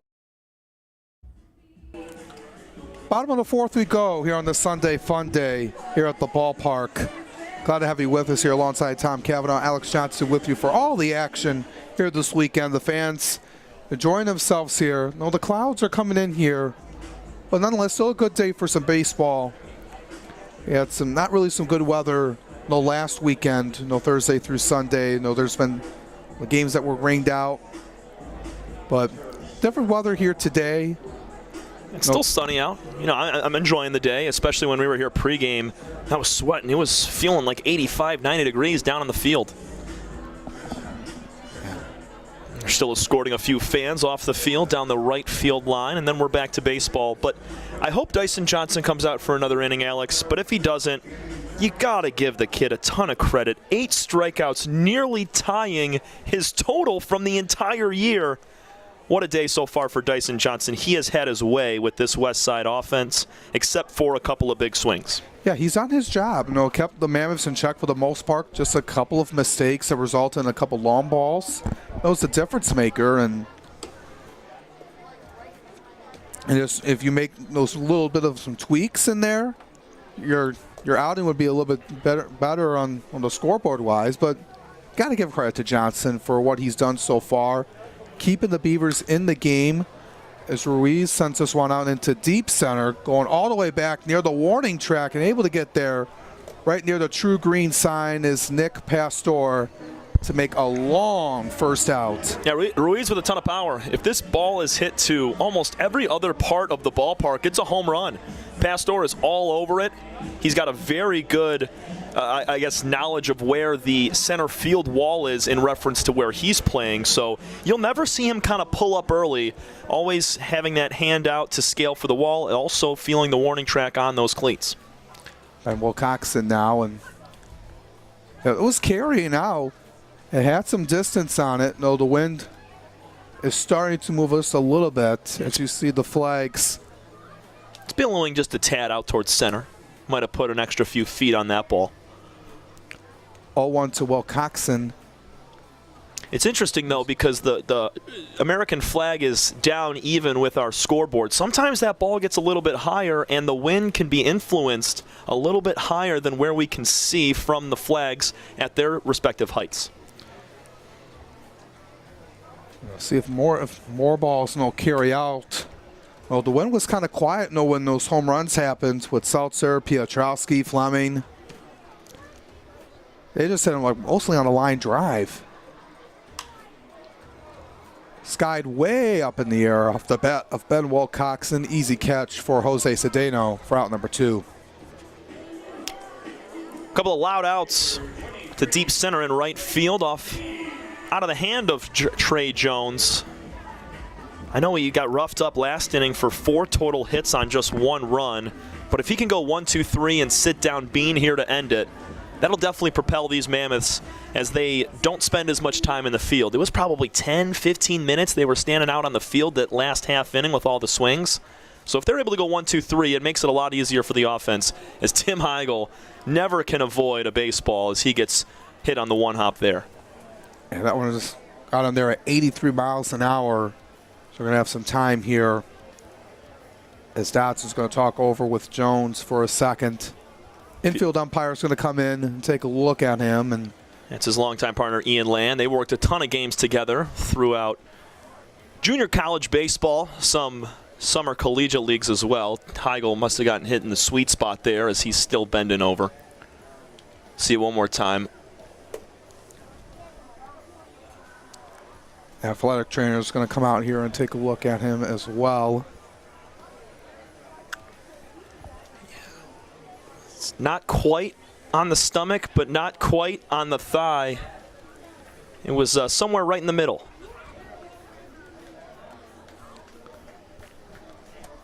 Yeah, we can see that again. It's just going to get a drink of water here. Yeah, that'll happen from time to time, but Hank Dodson behind the dish needed to keep that ball in front. I know it's definitely a part of baseball. Your relationship between a catcher and an umpire, we'll see the replay one more time, but Dodson obviously going to apologize to him. I mean, that got him square. And Hank going to have to be better in the next couple pitches, next couple innings for Tim, and Heigl will return the favor as the home plate umpire, favoring some calls, but not when you get squared up like that. You have to, pay your dues as a catcher a little bit over the next couple of innings. And Trey Jones, he's not going to love that either, as there might be a borderline pitch that doesn't go his way. But that's just baseball. That's how it works between a catcher and an umpire at all levels of the game.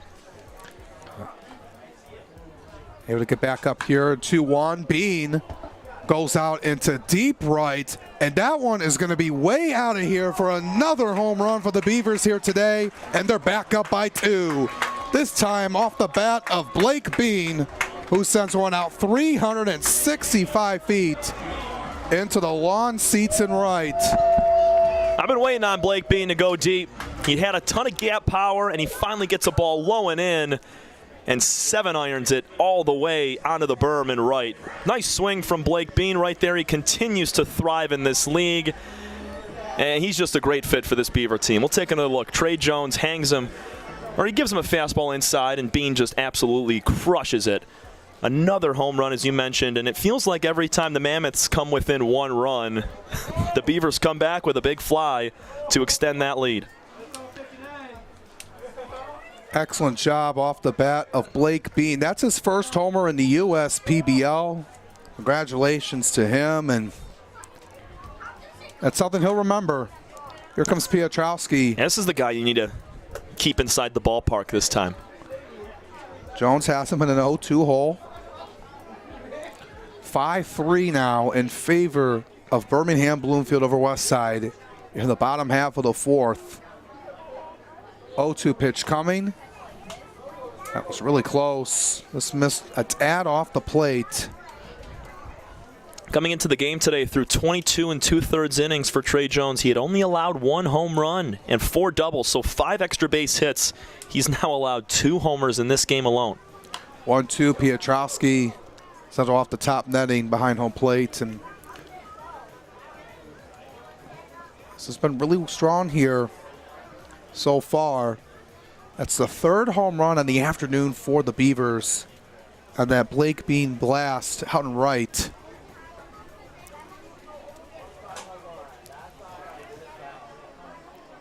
Now Piotrowski, he has had himself an excellent game, trying to keep it up here with the 1-2. Tapped foul.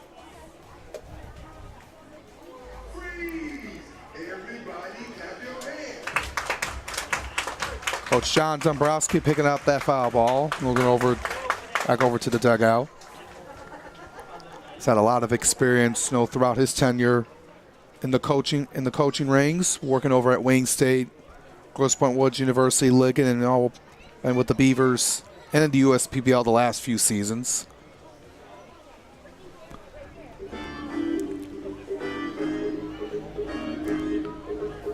Piotrowski, this is the most pitches he has seen in an at-bat today. Just saw 3 on his first home run and went after the first pitch in his second. 2-2 pitch coming from Jones, and he rings up Piotrowski. First time he has been retired here tonight. But the Beavers get another one on the board. A solo shot off the bat of Blake Bean, his first in the USPBL, to give the Beavers back up by 2, 5-3, heading to the 5th.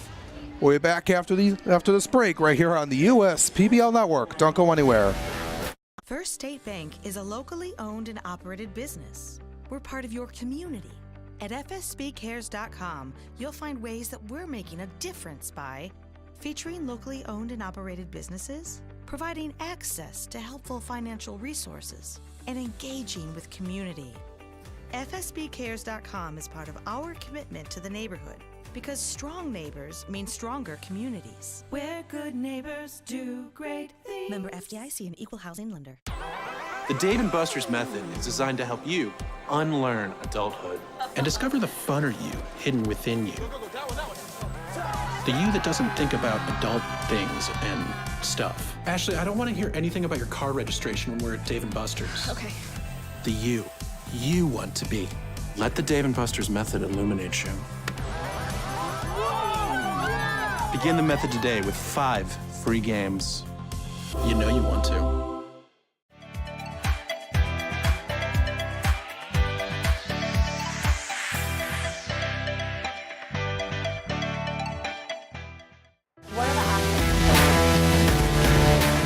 Take a look at the weather here at the ballpark. Get ready to start the 5th inning of play. 82 degrees outside here in downtown Utica. Winds going at the southwest at 3 miles an hour as the flags out in left and center are staying still. Humidity up from yesterday, now it's 62%. Sunny skies throughout the start of the game, but clouds have creeped in. No chance of rain here at the moment.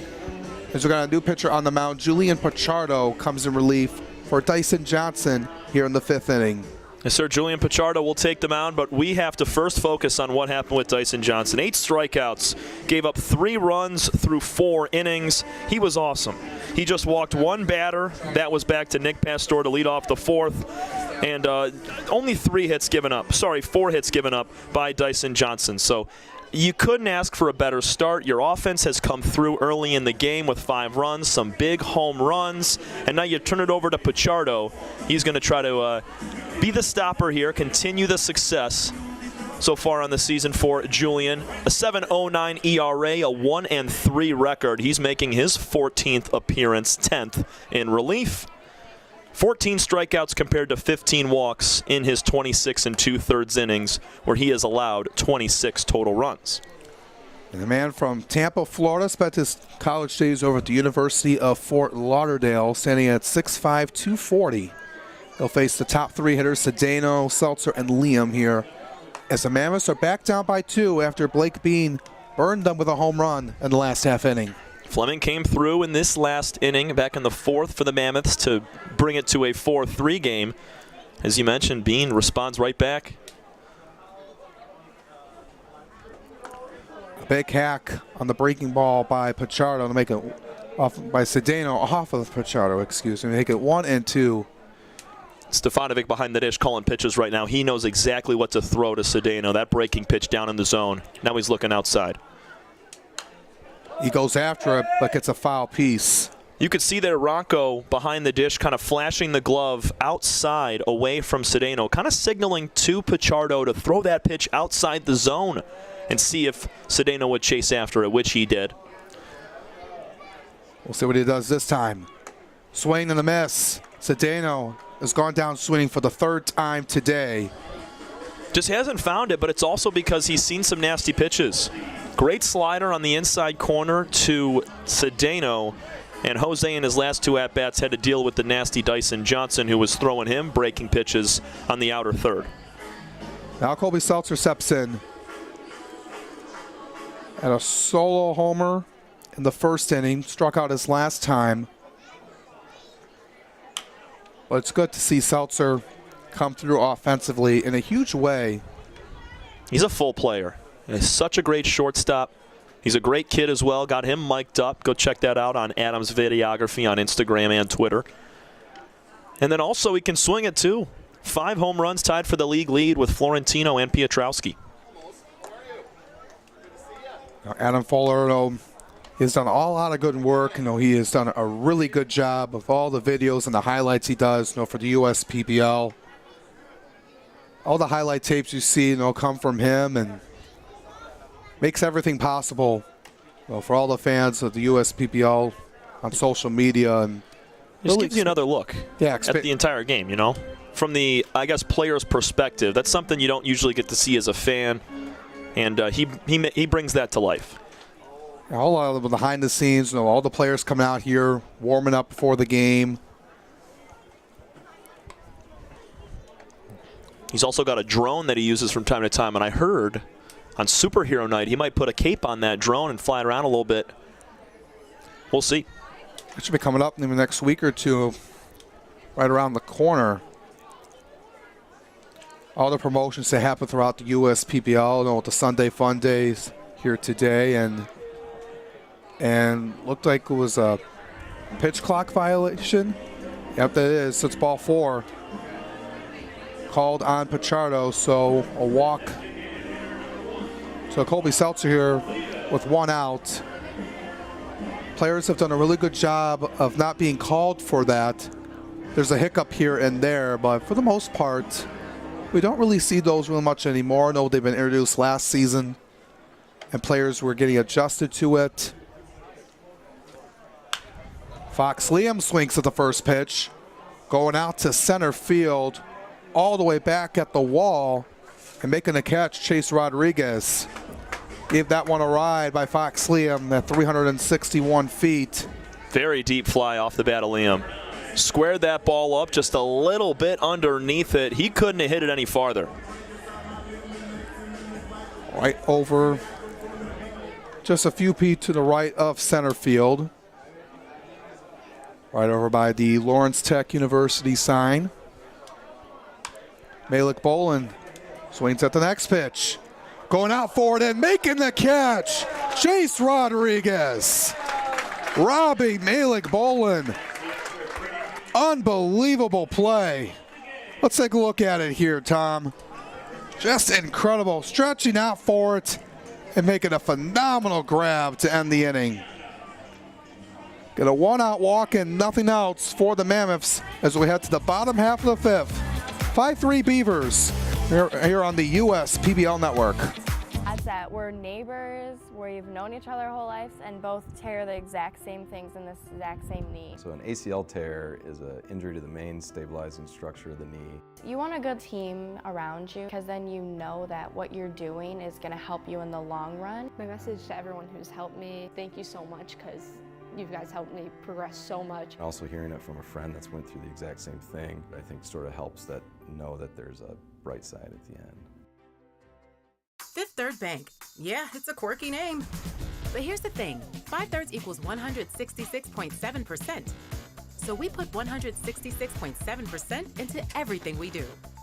Like automatically getting you your paycheck up to 2 days early, giving you well-deserved extra time to avoid overdraft fees, and helping you borrow from your future self. This is banking a Fifth Third better.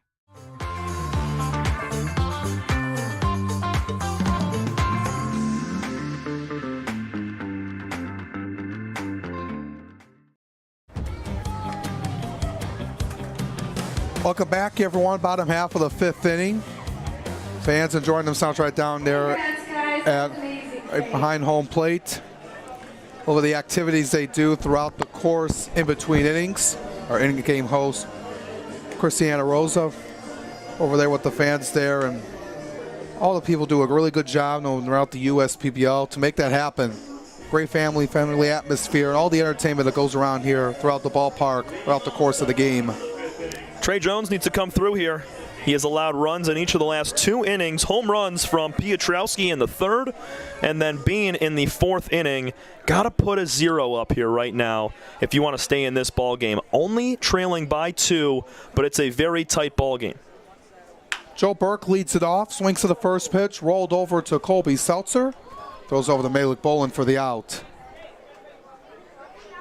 1 up, 1 down on 1 pitch. Good start for Trey Jones. Got to try to finish out an inning. 1, 2, 3. Almost did that last frame, but Bean took him deep.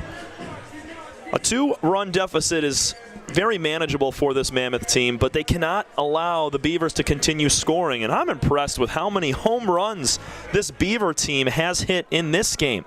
I mean, coming in, the Beavers had 12 home runs through nearly 22 games. 25 games, I should say.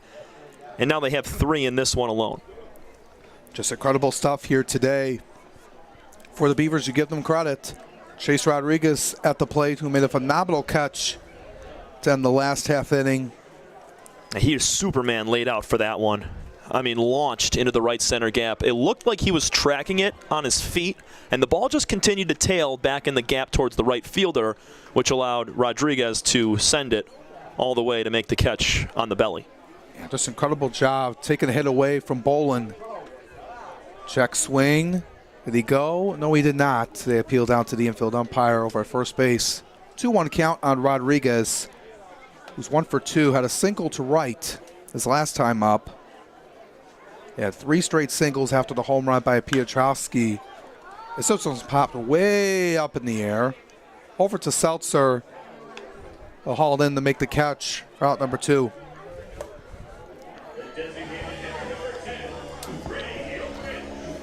Trying to have a quick inning here for Jones as he faces Ray Hilbrick. Mammoths have not been able to pitch around a 1-2-3 inning yet.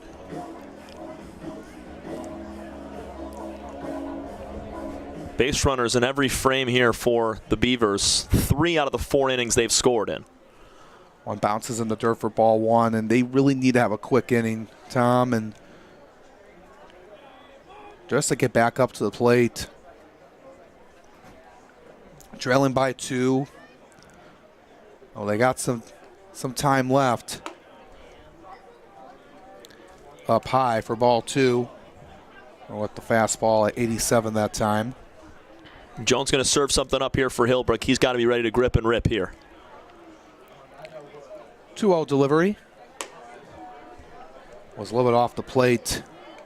Hitter-friendly count for Ray Hilbrick. Will single the opposite way in front of Drew Fleming his last time up.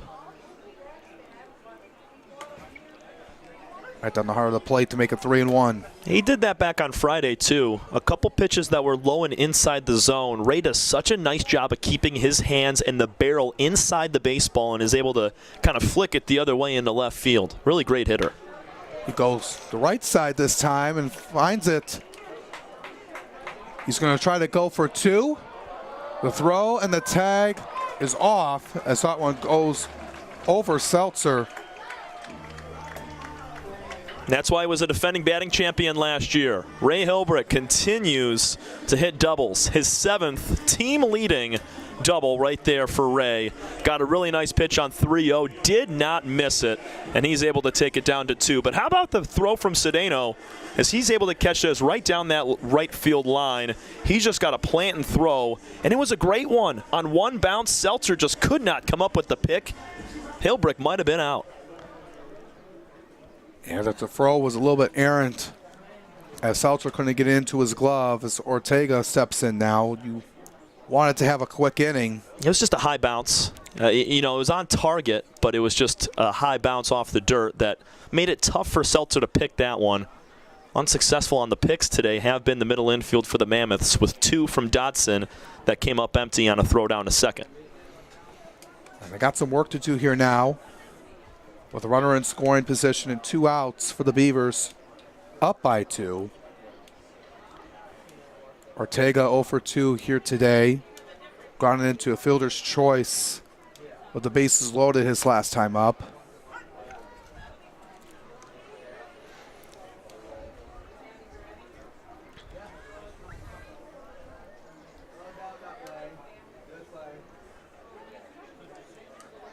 Jones gets set. Pitch count over 70 as that one bounces in. Good stop by Dotson.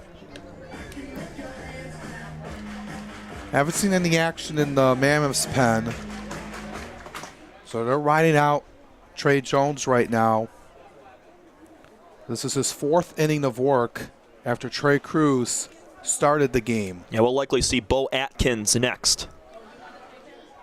So a 5-pitch walk for Ortega as that one's upstairs. Well, Atkins hasn't seen a lot of time yet recently. We'll see when he'll come in. Runners on first and second now for Ranko Stevanovic. Struck out twice here today. And both against Trey Jones. And Jones, he has worked a fastball top of the zone to Ranko. I expect him to throw the same thing late in this count. Stevanovic swings and misses. It was a good pitch right at the heart of the plate at 89 miles an hour. And Jones knows that Ronco just has not hit it yet. He's missed every fastball that Jones has thrown him, so he's going to continue to throw this pitch until Ronco gets that foot down and makes contact. Stefanovic just has to adjust, and he's late again. Another upper fastball. If I'm a betting man, he gives him that same 88-mile-an-hour fastball at the top as Ronco takes time. Needs a second. Quickly. Sorry, no, quickly. Jones could, he could easily throw in a little off-speed pitch to completely change the mindset of Ronco. Because if you're Stefanovic at the dish, you're thinking dead red fastball right now. You got to catch up to it. But if he throws him some nasty off-speed, that's in for a whole nother issue. See what he does here. Decides not to go after it. Doesn't the top corner of the strike zone, but didn't get enough on it to get the benefit of the call. Seemed borderline right there.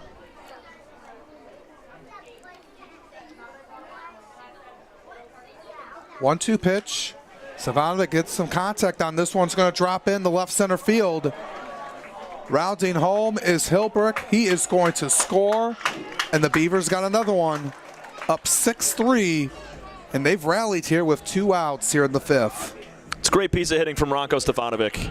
He got 2 straight fastballs, swung and missed at both. Then the next one misses high and outside, and he knows, gosh, I'm not going to get a 4th straight fastball. Here's an off-speed. It speeds up the bat of Ronco Stefanovic, and he's able to flick it into left center. Kind of the science behind it is if you're late on the fastball, that means that when you get an off-speed pitch, you're going to be on time with that one. It's exactly what happened with this right here. Jones sped up the bat of Stefanovic, and it results in an RBI single. Swinging at the first pitch is Pablo Ruiz, but it goes into foul territory. Great to see from Ronco as well, who was 0 for 2 with a couple of strikeouts. Now he chips in with a huge run, changing from 2 to a 3-run lead. Any run you can get here for the Beavers with 2 outs has been really crucial as Ruiz takes strike 2 on an off-speed pitch. Ruiz hit it hard last time, deep to center field. Pastor made a nice catch.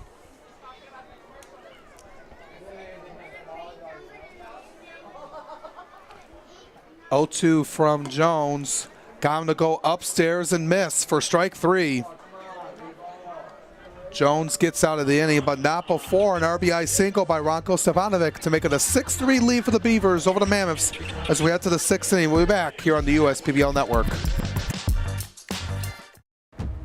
We're for people, the pioneers, the underdogs, the players, and the slow and steadies. We're for people, for who they are and who they could become. Yes, we're a bank, and some say our business is all about money, but that's an old idea. Because look past the money, and you'll see real human lives. We see it, because we're for people. Huntington, welcome.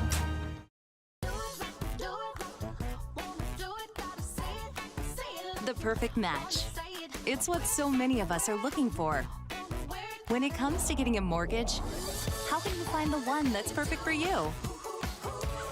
Start at mortgagematchup.com. Because the only way to get a mortgage that's easier and more affordable is to find a local home loan expert first. Go to mortgagematchup.com today.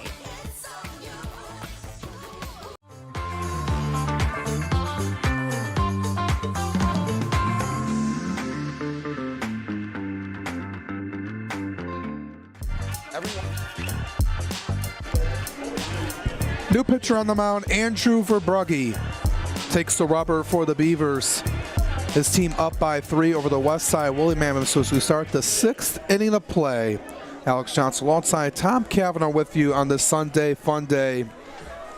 Verbrugge, a veteran in this league here, Tom, just going to try to get his job here and try to get the Mammoths in order. He'll face Pastor, Fleming, and Dotson this inning. And the Hillsdale College alum, Andrew Verbrugge, making his 15th appearance. It's going to be his 13th in relief. A 2.92 ERA with an 0-1 record for Andrew. 29 strikeouts compared to 17 walks, so he's going to strike out a lot more than he lets on. Also, 8 earned runs in 24 2/3 innings with 23 hits allowed. So he's averaging about 1 hit an inning, but he keeps that run total down, at least the earned run total. So Verbrugge's going to be that guy to kind of close the door in the later innings here before they turn it over to their closer. Beavers looking really good, up by 3 runs right now. They've continued to chip away. They've scored in 4 of 5 innings, and they're rolling on here, looking for win number 8 on the season. Yeah, everything has gone in the right way for the Beavers right now, and got to take care of business here the rest of the way. As for Verbrugge, facing that middle part of the lineup, and the Mammoths just have to have an answer here as we're approaching the later innings of this one. One missed outside for a ball to Nick Pastor. Verbrugge will throw you a curveball, 4-seamer, and rarely a slider and a changeup.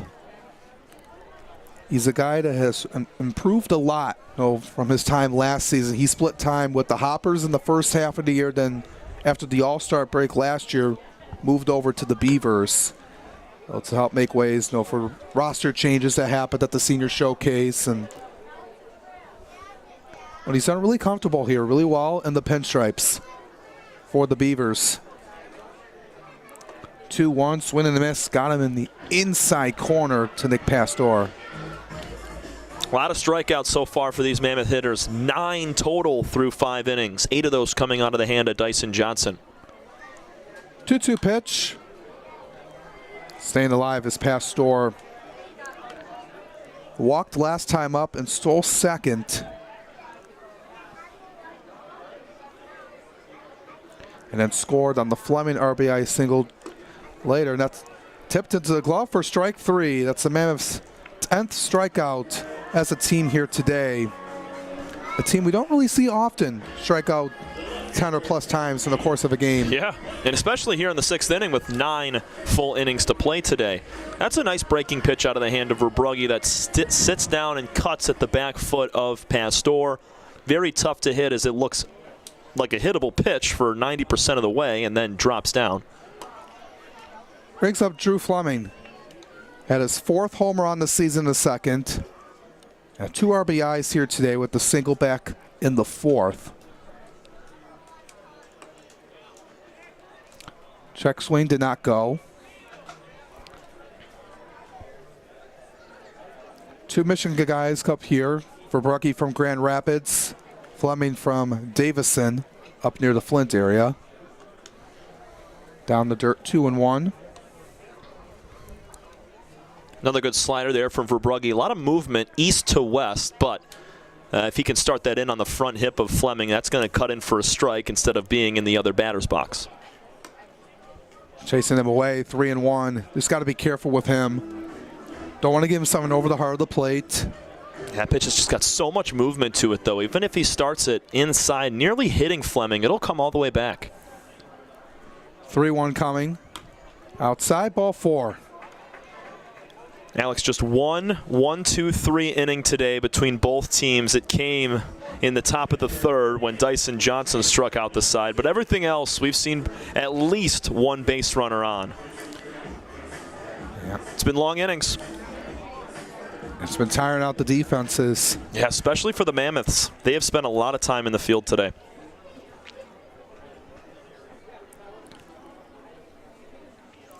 Dotson steps in. He's 1 for 2 on the afternoon. That's the pitch right there. He started that on the front hip of Dotson, and it cut down right at the bottom of the zone. And it's a good spin rate on that as well, that nasty breaking ball. Really good movement there. He goes back with it again. Dotting up. Verbrugge's cashed in right now after the walk. Way to make an adjustment. Maybe get some weak contact, turn 2, get out of the inning. Went fastball that time. Didn't fool Dotson. That was way off the plate. Hank's got to put together a quality at-bat here, trailing by 3 with limited outs to play with. 1-2. thought about swinging, had the right idea to pull back, evens the count at 2. And Verbrugge gives that pitch a lot. It's a curveball with a ton of spin. 2-2 pitch. Chopped foul.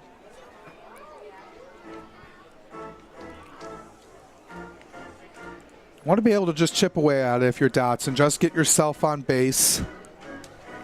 Yeah, if he's able to work a walk or get a base hit here, put 2 on with 1 out. Cordell Dunn Jr. and Dre Williams-Nelson try to pick him up.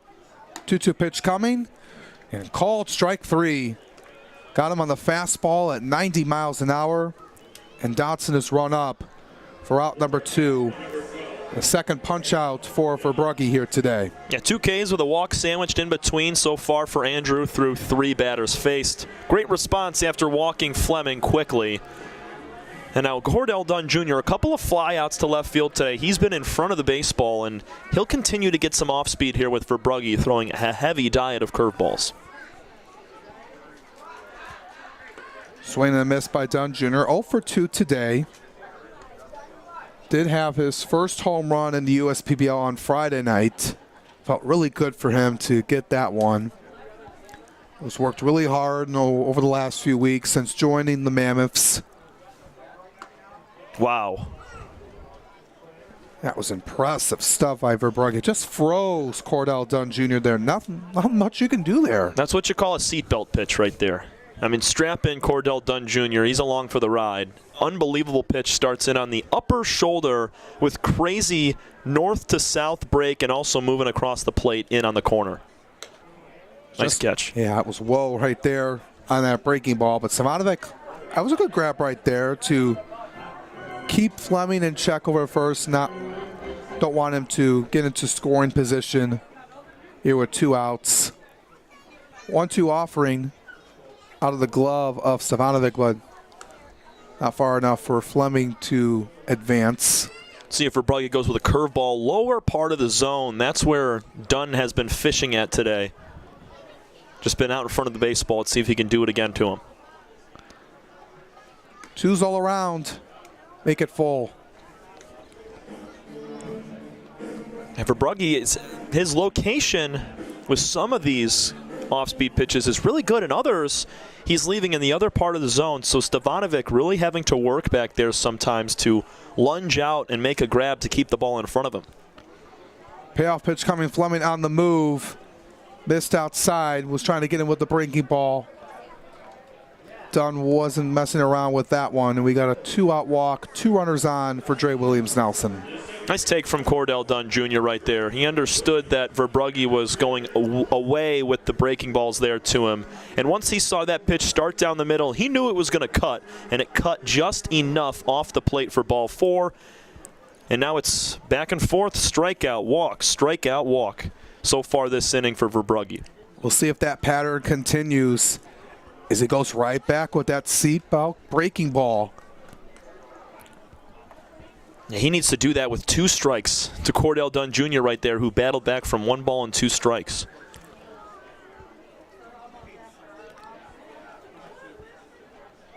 A 1 pitch. His fastball hasn't really worked for him. Well, the last few times he's gone with that 90, 91 mile per hour fastball, either been low or away. Kind of yanking it across the body. It's making Savanovic work. One of these times, it's going to go all the way to the backstop, and you don't want that to happen. Rocco's been a wall so far today. Nelson swings this one out into right, going all the way back to make the catch is Pablo Ruiz. That one went out for a ride. On a breaking ball at 75 miles an hour, Williams-Nelson was aggressive on that. Made Ruiz work for it, but he was able to make the catch at the warning track. Mammoth Strand 2 as we head to the bottom half of the 6th. 6-3 Beavers here on the USPBL Network.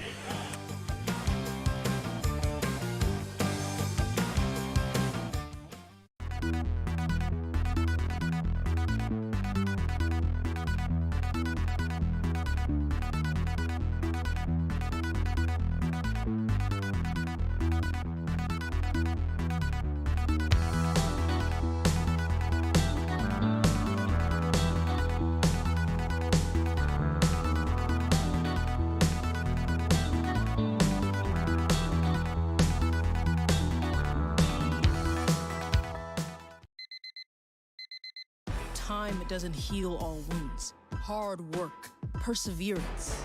And we do. We're fighting cancer with proton therapy. And music therapy. We're turning back the clock on Parkinson's and outsmarting blood clots in seconds. Instead of days. Because this is her time. His time, your time. And it's time to show we can. Corewell Health.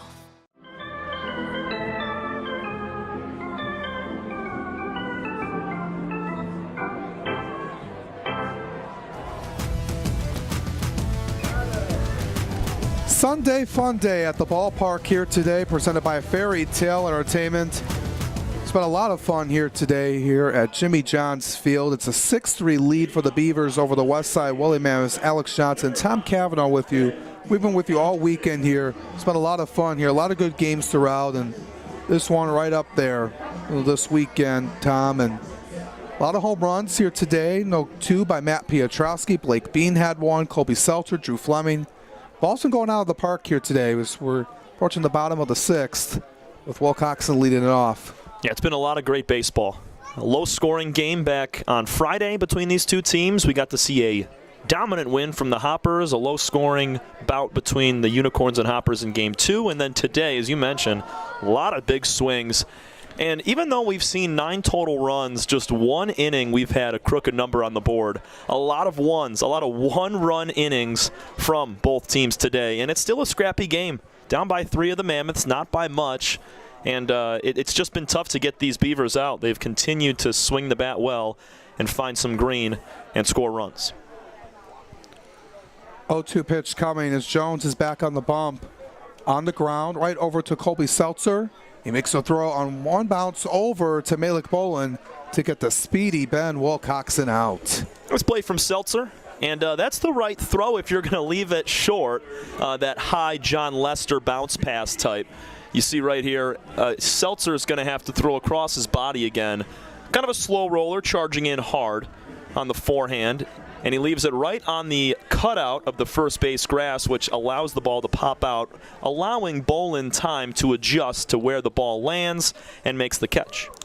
Yeah, good work there by Bolin. He's moved around. We've seen him in left field on Friday, so he's a really versatile player.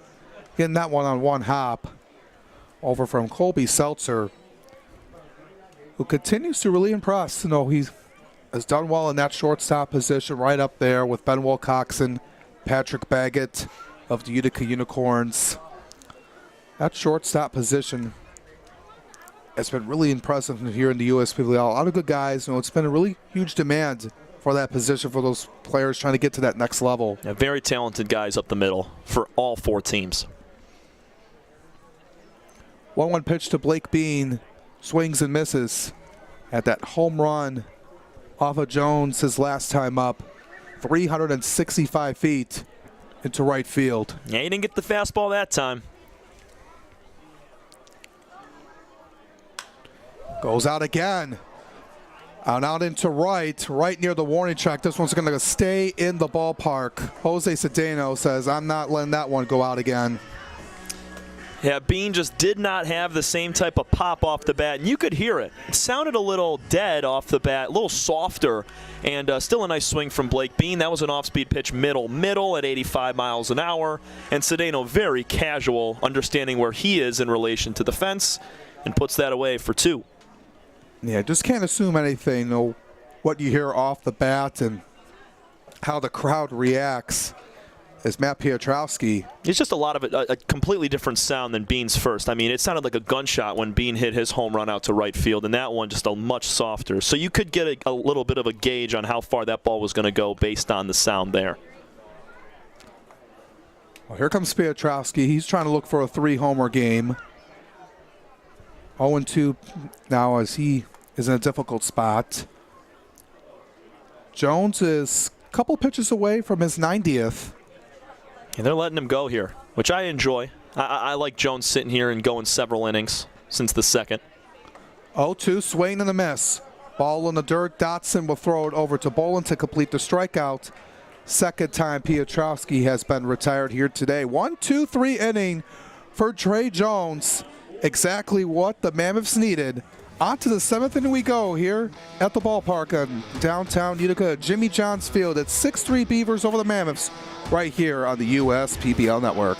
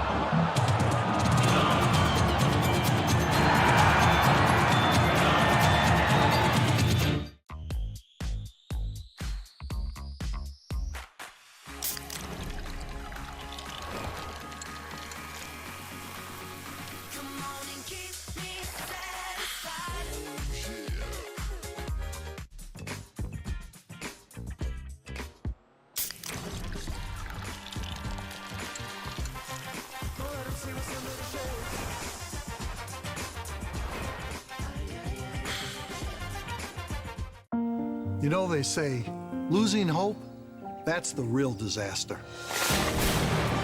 Last year, Tropical Storm Fred sent a devastating wall of water and debris down this river.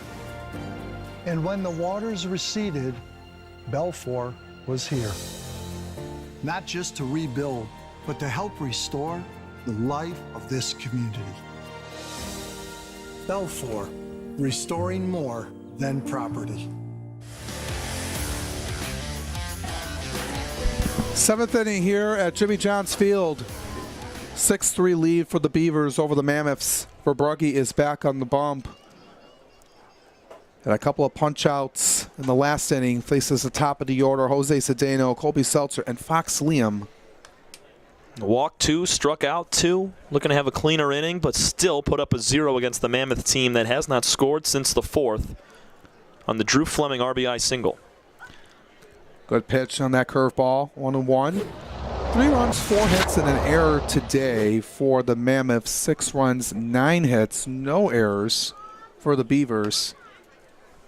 And we'll see what Stefanovic does here with Cedeno at the dish. You know, we saw that in the last time he was up, trying to move him away from the zone. He went after it. 2-1 pitch. Looked like he had a good frame on it. Home plate umpire disagrees. Ball 3. Yeah, I was wondering where that one was at. Right on the bottom rung of the zone. Might have just caught the glove of Stefanovic a little bit low, and he had to drag it back up. 3-1 pitch. Grounded foul to the Mammoths dugout. Cedeno got to put something in play here. 0 for 3, 3 strikeouts. You have to, even if you're out, put something on the ground, fly one into the outfield, get that feeling back, seeing the ball sprayed onto the diamond. That one pulled foul. Just looks a little bit late there on that 92-mile-an-hour fastball on the outside. Got him there at 92. That's the fastest it's been so far for Verbrugge. He's hovered around 90. Payoff pitch again. Gets him inside for ball 4. Tiptoeing out of the way. Cedeno, acrobatic move. Avoids getting hit. Same result. And it's a leadoff man aboard for the Mammoths, only trailing by 3. And if anybody's going to have a big inning, it's going to be this Westside squad. Yeah, that's some really movement there. It curved in towards Jose Cedeno. That made him go out of the way. He'll face Colby Seltzer now. 1 for 1. Home run in the first. Actually, 1 for 2, rather. He struck out in the 3rd, walked in the 5th. But nonetheless, still a good day at the plate if you're Seltzer. It's always a good day when you go deep.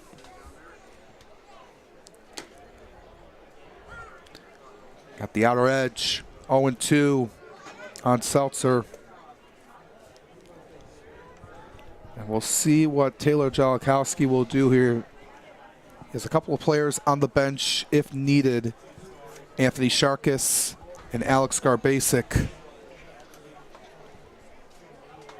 We'll see in the later innings, have guys on pickoff attempt here. Cedeno able to get back in just in time.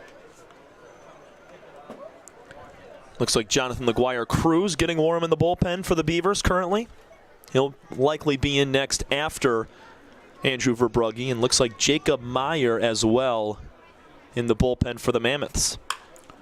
Seltzer sumps one down into center, drops in. Cedeno going to third. Here's the throw, and it's not in time. Able to get there safely. Cedeno from first to third. Good work by Cedeno being aggressive on the base paths. That was awesome from Jose. I mean, that ball was ripped into center by Colby Seltzer, and a good arm by Chase Rodriguez in center field hauling that ball in. But Cedeno saw that ball down and had a really good jump. He was about 3/4 of the way to second base before the ball even touched the grass. And he has a lot of speed, chugging around second base and heading on to third. He has to make Will Coxon make a nice throw. By the way, Peyton Schubert is your new third baseman in place of Christian Ortega. Seltzer on the move. No throw from Stefanovic. Seltzer was way too quick on that one.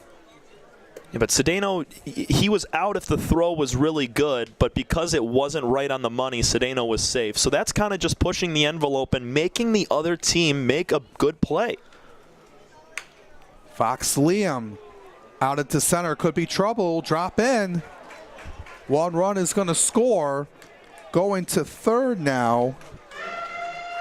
And it's now 6-4 after Seltzer moves to third base. RBI single for Fox Liam. It's a good poke for Fox.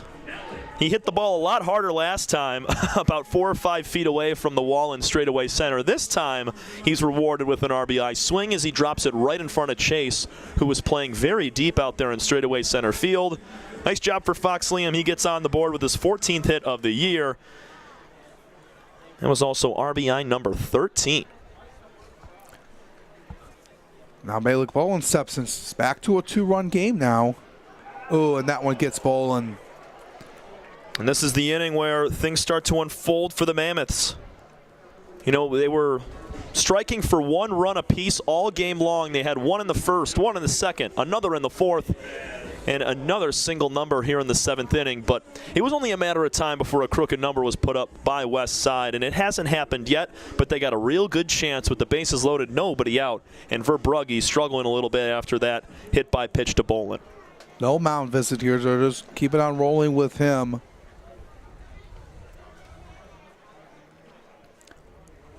Nick Pastor on the ground. Over to Piotrowski, trying to go for 2. They cannot. They'll just get the 1 at second. But it'll be a 1-run game and a fielder's choice off the bat of Nick Pastor, going with the 4-6. And Pastor hit that soft enough that he was going to beat it out regardless. From our ears, we could hear a couple people yelling, go to first, go 1. But I think that's the right play to go to second base, considering you have the tying run at third. The go-ahead run, if they went to first base, would have been at second in Malik Bolin. So it's better to have first and third than second and third with 1 out. And it was a good play there from Piotrowski flipping over to Will Coxon. And you still have a double play ball intact. If it goes right back up to him again, or you go to Will Coxon, just need something soft here off the bat of Fleming or a chopper. Pastor on the move. Stefanovic on the throw. The tag. And they got him. But in return, Liam scores, and we're tied at 6. Love the stolen bag attempt from Nick Pastor. He will give himself up every single time if that means the game can be tied. Pastor was off with the pitch. Fleming let it go.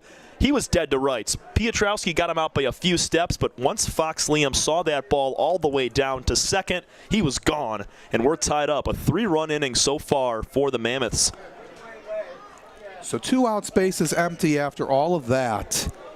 That's the right move right there. Give yourself up to allow a run to score. Love it. Now, if Drew Fleming goes deep right here for the second time today, then you can kind of retract that statement because it would have been a 3-run homer. Check swing went too far, 2-2. Well, we kind of like the approach of sacrificing yourself an out to get Liam home right there. And Pastor is really good at stealing bases. All they needed to do was draw the throw down to second. It's not like Pastor was running, Cadillacing it down to second base, slowly jogging to give himself up. He was still running hard. It was a good throw from Ranko Stefanovic to get the runner out, but no matter what result happens at second, the run still comes in. Yeah, it's one of the tough times, like you get mentioned, if you get caught stealing at second base. No, put yourself down, but no, one of the positive things out of it is no one was paying attention to Fox Liam. Right. Saw that last night in the game for the Unicorns. They were able to score their second run on the same sort of thing. Payoff pitch coming, and Drew Fleming is run up at home plate to end the inning. But not before we have a tie ball game.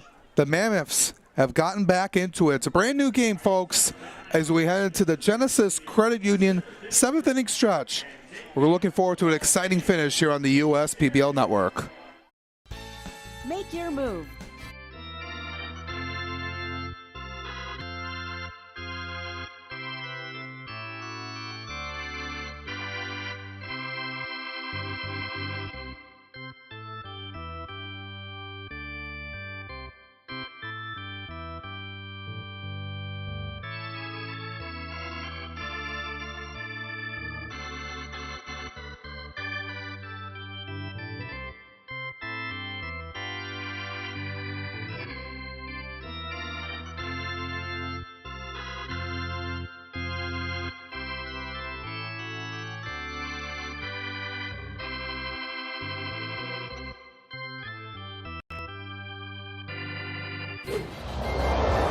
Make your move with a quick and easy mortgage from Genesis Credit Union. We have mortgages to fit your life. Genesis Credit Union. Visit us today.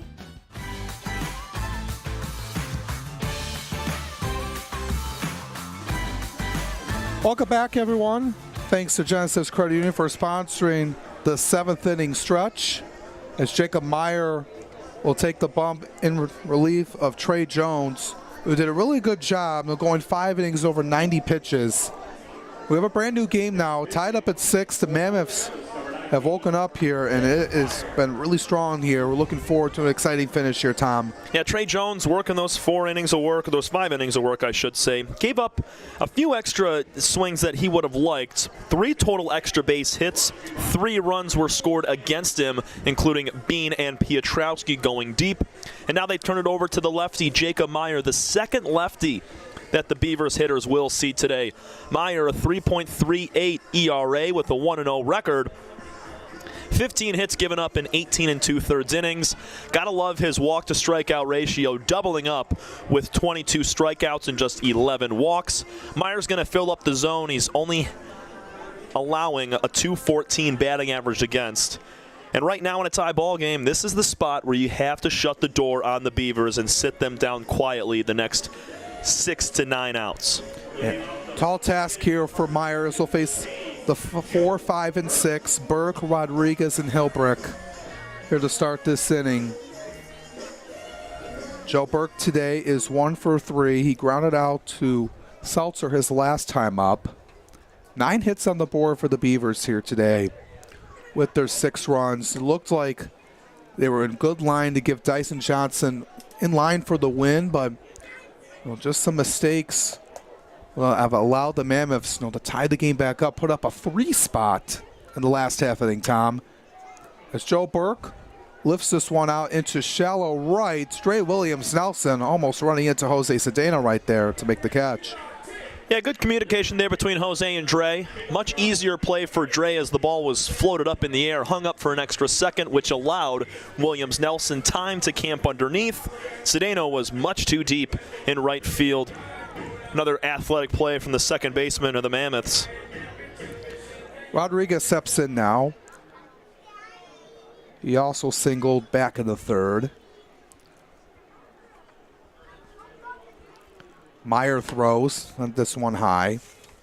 The man out of Milwaukee, Wisconsin. The throw is four-seamer about 64% of the time. He'll throw in a slider and a changeup as well. Showing down bunt is Rodriguez. That one is going to roll foul. And Bolin was saying, he thought he got at in fair territory, but he definitely caught that foul. That was one of the hardest bunts I've seen in a long time. I mean, that ball screamed down the line. I mean, look at it. Usually the bunts hang out on the very shallow spot of the infield grass, about 10 to 15 feet away from home plate. That ball shot down the line, all 90 feet down to Bolin. New life here for Rodriguez. Check swing called strike anyways.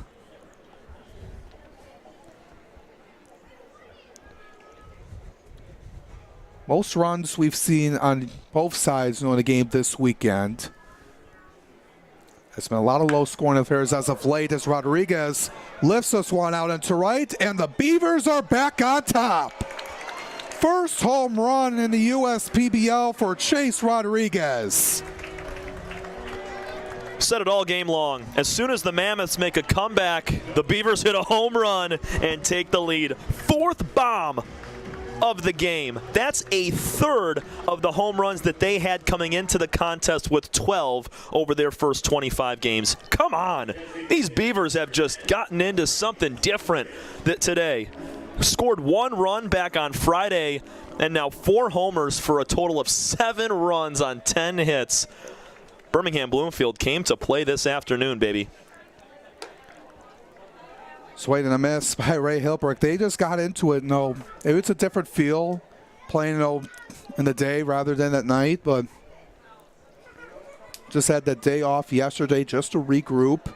The offense, they needed something, needed a spark. They were really cold offensively. Nate Blaine shut them down. It wasn't until Ray Hilbrick in the 9th inning to create some offense, but it came a little too late. But you like what John Dombrowski has done with them this here today, and Hilbrick sends this one out just foul over the head of Malik Boland.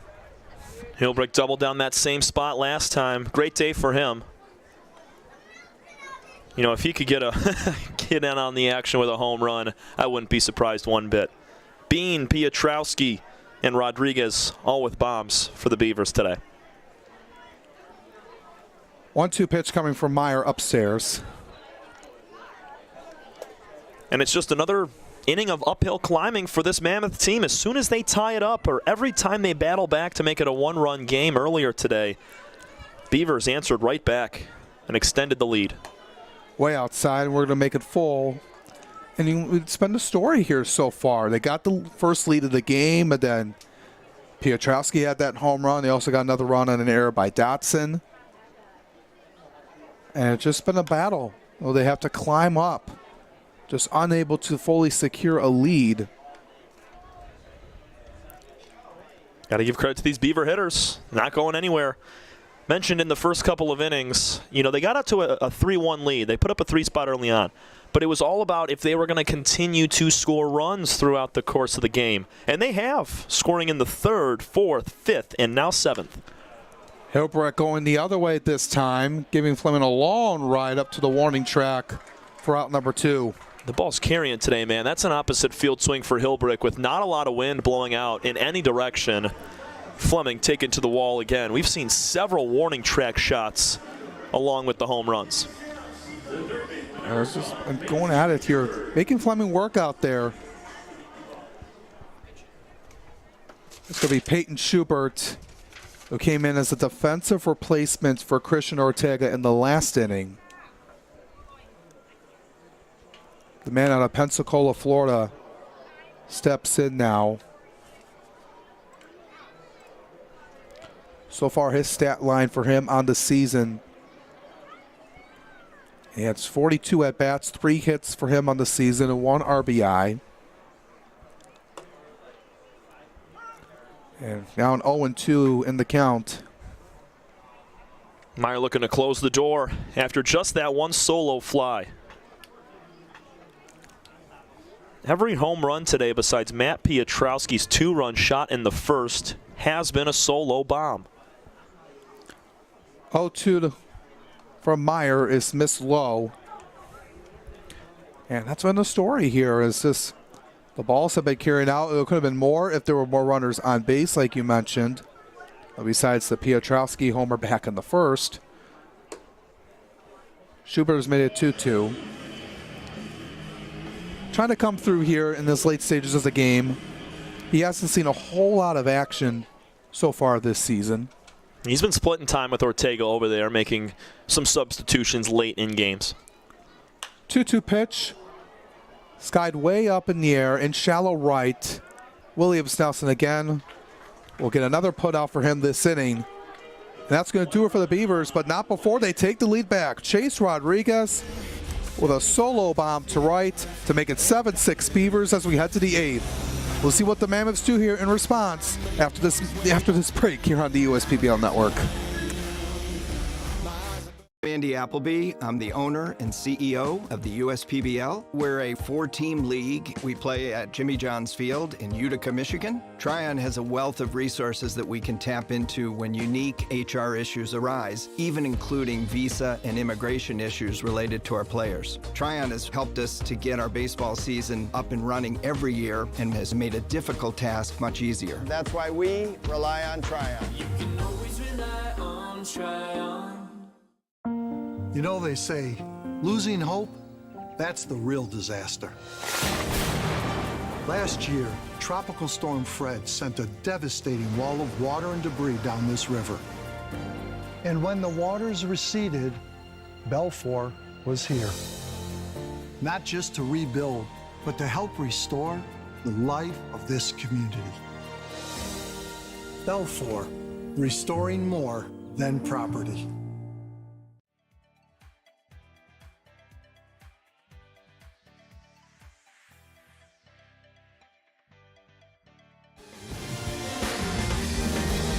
Take a look at the scoreboard. We have a new pitcher on the mound for the Beavers, Jonathan LaGuire-Cruz. His team up by 1 thanks to the home run by Chase Rodriguez in the last half inning. 6 outs remaining for the Westside Woolly Mammoths. They were able to tie it up in the last inning. Now trying to find their way back against this new pitcher on the mound here, Tom. Yeah, Mammoths scrapped together couple of hits to lead to 3 runs, battled all the way back, and then Rodriguez said, oh, no, we're going to take the lead right back with a solo bomb. JLC on to the slab right now. The right-hander with a 10.95 ERA and an 0-2 record. 17 strikeouts, 19 walks in 12 1/3 innings pitched with 13 hits allowed in that same time. JLC's got to find the zone. He has got to command it. He has some deadly stuff, but if he's not throwing strikes, that's when guys like Alex Garbasic and others that are going to be hitting in this inning are going to be able to thrive and get a few runs back. So Alex Garbasic will pinch hit for Hank Dotson. So first time we've seen him this weekend. Going to come in here in an important spot, team down by 1. So what will probably happen is Garbasic will go to third, and Cordell Dunn Jr. will be behind the dish for the rest of the game.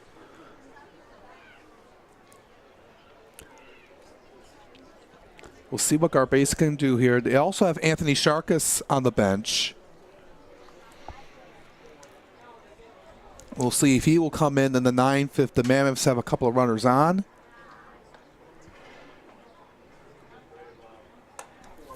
Taylor Jellikowski just going to map things out and just take it one pitch at a time, one batter at a time. If I'm Alex Garbasic and the rest of this Mammoth team, I'm not taking the bat off my shoulder until Jonathan LaGuire-Cruz throws me a strike. That's 3 in a row way outside the zone to Alex.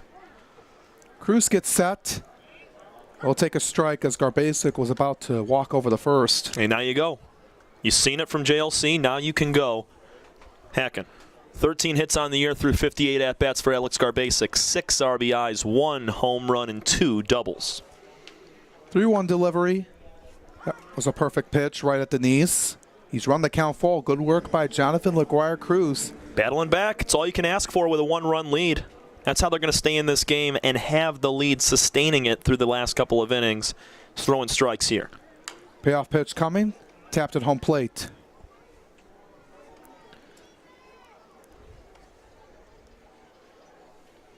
Nice job from Andrew Verbrugge. He gave up those 3 runs, was shaken up, but came out with 3 total strikeouts in those 2 innings. It's been a very bullpen day after Dyson Johnson struck out 8 in 4 innings. Cruz gets into his motion here, pitching on the third base side, and he gets Garbasic to go down swinging. After falling behind 3-0, he fights his way back to strike out the pinch hitter, Alex Garbasic. That was awesome. Great job by Jonathan LaGuire-Cruz. You know, he had command issues with those first 3 pitches and then quickly dialed it in with a couple of nice popped fastballs and goes off speed at 76 up and in, tying up Alex Garbasic for out number 1. That was huge. And they'll face Cordell Dunn Jr. Just a different mindset if you would have had the leadoff man on. Yeah. Especially, I mean, from the Mammoth side offensively, it's, hey, leadoff guy on via the walk. But as a pitcher as well, you walk a guy on 4 or 5 pitches to start your outing. You know, that can kind of waver things in the mind. So a great bounce back for Jonathan as he throws strike 1 to start this at-bat as well.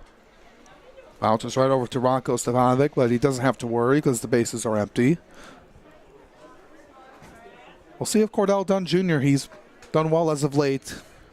Walked his last time up.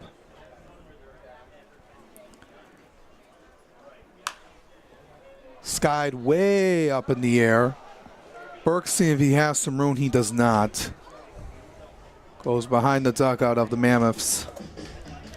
And even with those 19 walks in 12 and a third innings, in those same 12, 17 strikeouts, now 18 for Jonathan LaGuardia-Cruz. So he's very even with the high walk, high strikeout rate in very limited time. LaGuardia-Cruz, he's making his 13th appearance out of the bullpen for the Beavs this season. Pitching on the third base side of the rubber. Sends that one down low, 2-2, trying to get him off speed.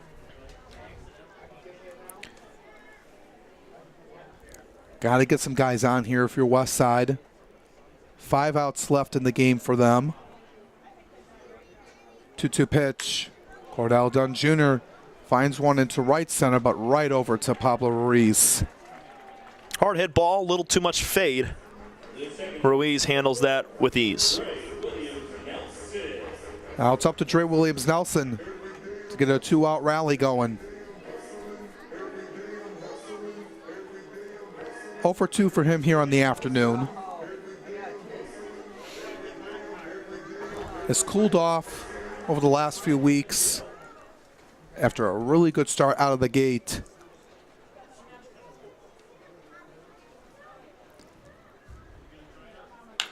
Swings at the first pitch, right over to Peyton Schubert. High throw over to Joe Burke, but it gets the job done. It's a 1-2-3 inning for Jonathan LaGuardia-Cruz. As we head to the bottom of the 8th, the Beavers looking for some insurance runs and trying to build on to that 1-run lead they have. We'll be back after this here on the USPBL Network.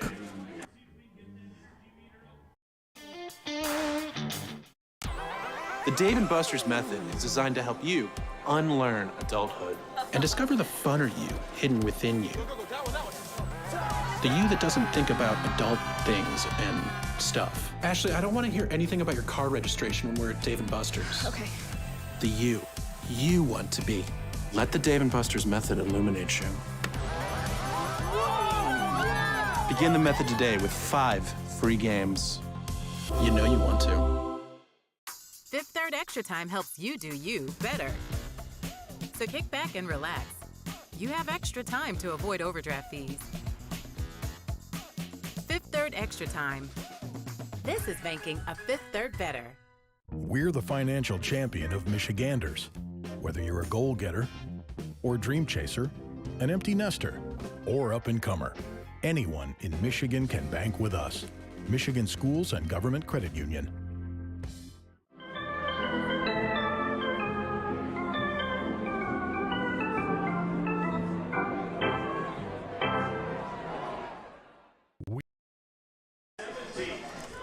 Let's take a look at the standings right now. Westside Woolly Mammoths trying to look for their 15th win on the season. The Hoppers right behind them by a couple of games. They're 15-11. The Beavers right now 7-18. Trying to get back into the thick of things. Few games behind the Utica Unicorns. So we're approaching the last week of July. The season is winding down. We got a new pitcher, Bo Atkins, on the bump for the Westside Woolly Mammoths. Trailing by 1. Atkins has been a reliable arm all season long, Tom. Looking to keep the score where it is. Yes, sir. Bo Atkins was the captain of his respective all-star team. He got to pick his lineup and got the win as well. Or, sorry, they got the loss in that game. But Bo Atkins has been great all year, making his 11th appearance, 9th out of the bullpen. A 2.41 ERA, repping a 2-0 record. Bo Atkins does not throw many balls. 27 strikeouts, 6 walks. He's allowed 16 hits on 6 runs through 18 2/3 innings. One of the deadliest bullpen arms for the Westside Woolly Mammoths this entire year, and he is tasked with getting 3 very big outs before it heads into the 9th. And the Mammoths, trailing by 1 currently, are going to need to come up with something big in the top half of the 9th inning, try to battle back in this game, tie it, or take the lead. Yeah, they got to get a quick inning here to turn it over to the top of the lineup. Just want to catch you up on some defensive changes. Alex Garbasic, who came in as a pinch hitter for Hank Dotson, he will take over third base. Cordell John will go from third to behind the plate. Just as you had predicted earlier as well. But that makes sense with Cordell being able to play both positions. And Alex hasn't had a lot of time in the field the last couple of weeks, so I'm glad that he's back in here servicing third base. It'll be 8-9-1, Stevanovic, Ruiz, and Wilcoxon for Birmingham Bloomfield to try to get a couple more runs here. Atkins coming in about 94, 95 miles an hour with that fastball. Slider, curveball, splitter as well in his arsenal. 1-0 pitch. Goes at 93. He's been coming out strong. Yeah, he's got a lot of velocity. Working first base side of the rubber. You watch his lower half when he pitches. Very strong trunks of legs, and he bounces off those when he lets it go. 1-1 pitch. Right down the middle. Goes off speed at 83. Here in the bottom of the 8th inning. 7-6 lead for the Beavers over Westside. Tipped into the glove for strike 3. Ranko Stevanovic has struck out for the 3rd time here today. Nothing new for Bo Atkins. I mean, he just delivered 93 on the black. Outside, but a little bit high near the letters. Got Stevanovic chasing once again. He's been having trouble with that mid-90s fastball all day long. Good start from your key man out of the pen, Bo Atkins, as he makes Ruiz swing and a miss. He went 95 that time. Yeah, he's going to sit 94, 95. It's really impressive. I mean, he's got a very whippy arm action and a lot of velocity with uphill playing. Or downhill playing, I should say. Sorry. Down at time and outside 1-1. Being a fastball-heavy guy. 1-1 pitch. Goes off speed with that slider. 1-2.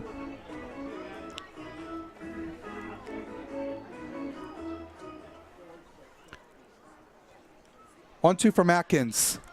Chopper on over to Garbasic, barehanded, throws it over to Malik Bolin. What a play. Great work by Alex Garbasic on the bare hand to get him out. I remember covering him at Madonna University, and he made that play at least once a game. High bouncer, bare hand throw across his body. Garbasic makes that look so easy, but that's a really tough play to make, especially with that ball spinning. That ball still got some spin on it when it reaches the hand of Alex, and he's able to grip it quick and throw over in time. Well done. Good to see him make those kind of plays after having Friday night off, and hasn't been on the lineup hasn't been playing recently, but able to get back into it. Yeah, he's coming back from an injury. They're kind of slowly easing him into things. Head coach Taylor Jellikowski is prioritizing these guys' health, and also when it comes down to playoff time, you want everybody to be healthy. So a guy like Francis Florentino, you're going to wait an extra couple days to get him back, along with Zach Beadle as well, just to hope that they're 110% before playoff time comes very soon. Coxon lines that one foul, and you got to be able to be careful with that. You don't want to rush them in there and then have to be out for the rest of the season. It just, you want to be able to get some reps in as well. But there's no reason to try to rush anybody back, because the key for these guys is being signed to a major league organization, and you're no good to anybody hurt. So if they're able to go 110% all healthy, that's going to give them the best chance. Well, Coxon lines one right over to Colby Seltzer to retire the side. 1-2-3 inning for Bo Atkins. He gets the job done. He shakes hands with Ben Wilcoxon after that one. The last chance for Westside, trailing by 1. They'll have the top of the order when we come back. Jose Cedeno, Colby Seltzer, and Fox Liam will step up to the plate. We'll see what they can do here when we come back right here on the USPBL Network. Roads, bridges, wind farms and pipelines, schools to skyscrapers, our members create monuments. We operate. We're the operators and mechanics behind the advanced heavy machines that move Michigan forward. We maintain boilers and HVAC. Our members run the complex heating and cooling systems that we all depend on. Our training is second to none, and safety is our priority. We are Operating Engineers 324, and we keep Michigan running.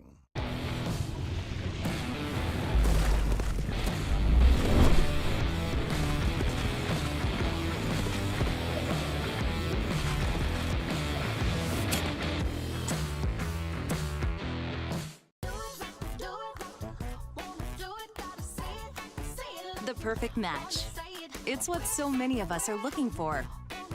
When it comes to getting a mortgage, how can you find the one that's perfect for you? Start at mortgagematchup.com. Because the only way to get a mortgage that's easier and more affordable is to find a local home loan expert first. Go to mortgagematchup.com today.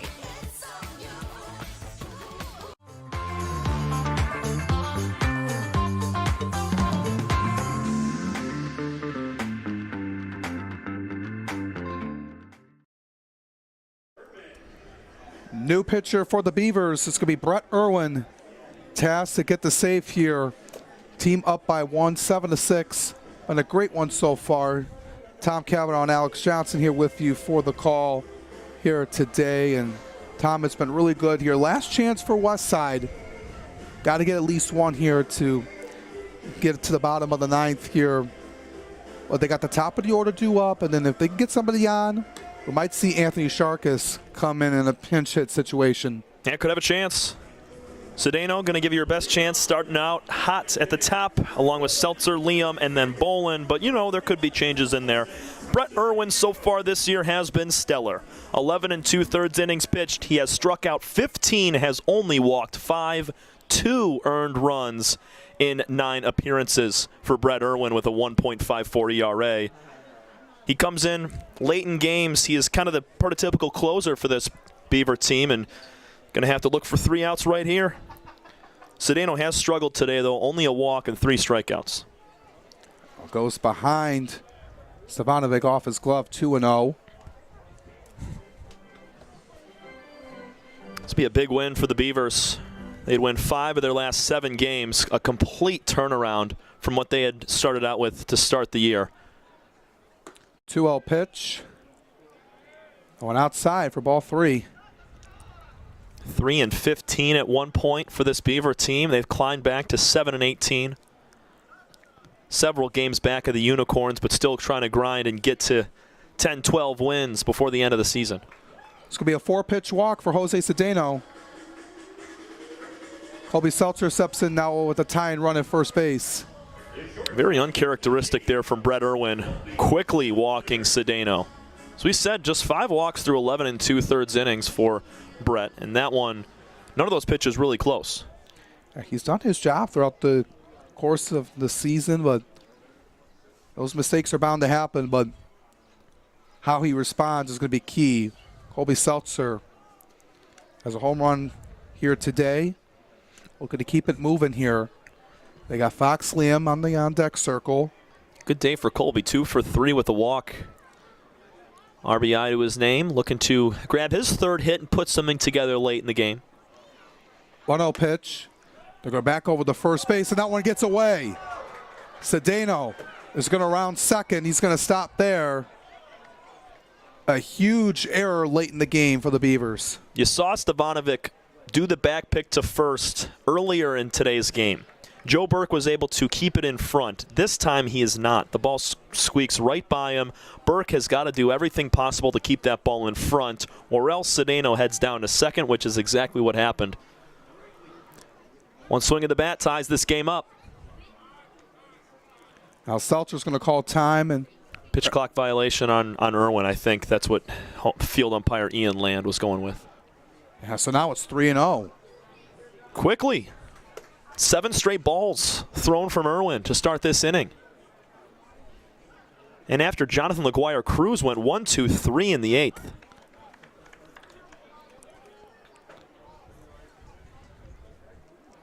Does need to get somebody out here right now for the Beavers. It's just can't afford to get 2 on with nobody out.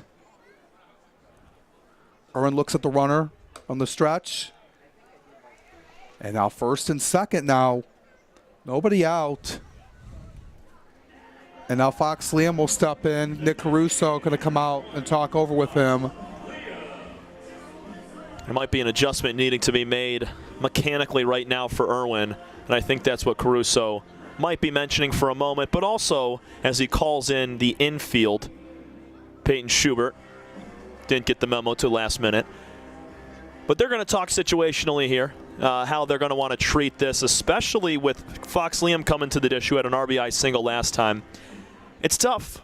Fox Liam has not been in many bunt situations, sacrifice bunt situations so far this season. Neither have many of, or any of the Mammoths for that matter. They don't bunt very often at all, but it's a first and second nobody out situation where it's kind of obvious that you'd lay a sacrifice bunt down here, preferably to Schubert on the third baseline. But Fox is also a really darn good hitter. I mean, he is now second in RBIs with 13. He's got a ton of hits, looking at 15 total hits on the season. He can make an impact with the swing here instead of a sac bunt. Let's see where they go with this first pitch here from Brett Irwin. And also got to be mindful here. If you don't want to get yourself into a double play, don't have a runner on third, 2 outs, but we'll see what he can do. And that's why laying down that bunt would be crucial, but he's hacking. And it comes at a risk. Either you get yourself out, don't advance the runners, or if you ground it to a double play, you have a runner on third, you're down to your final out. So we'll see what happens. Swing and a miss, tipped into the glove of Ranko Stevanovic. Irwin's back dialed in. Shaky start with 2 walks to start for him, but he's back to his normal ways after those first 2 pitches. Liam got to continue to fight. Mammoths trailing by 1. Got runners on first and second. Irwin bluffs it back over to second for disengagement.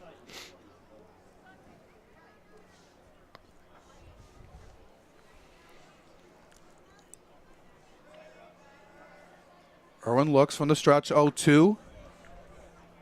Died down, low to zone 1 and 2.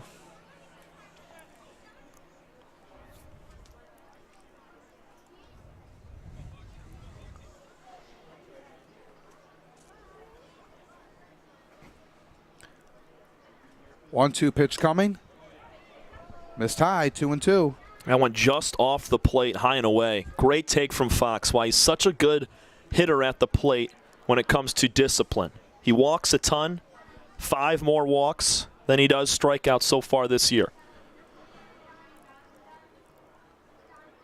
Irwin gets set 2-2 pitch.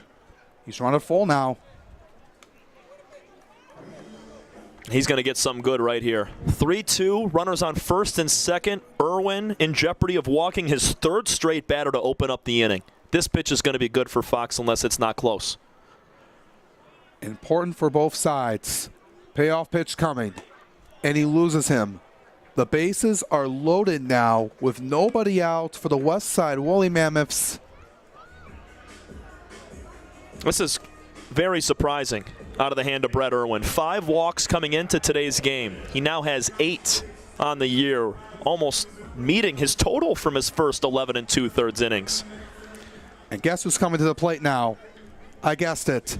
Anthony Sharkis in a pinch hit situation with the bases loaded and nobody out.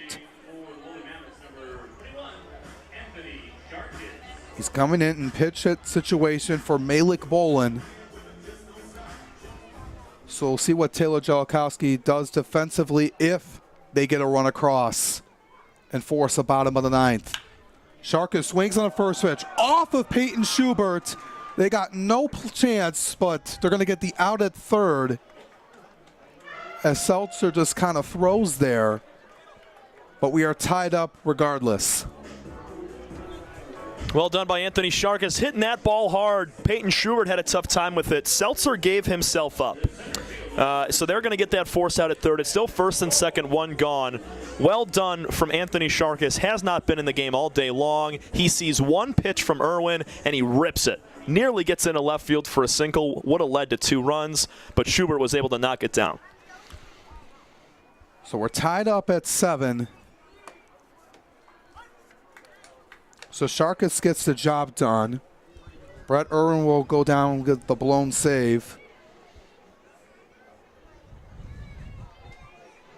There's those 3 walks to start things.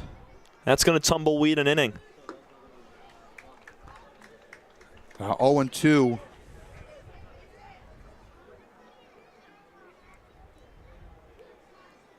Pastor calls time at home plate.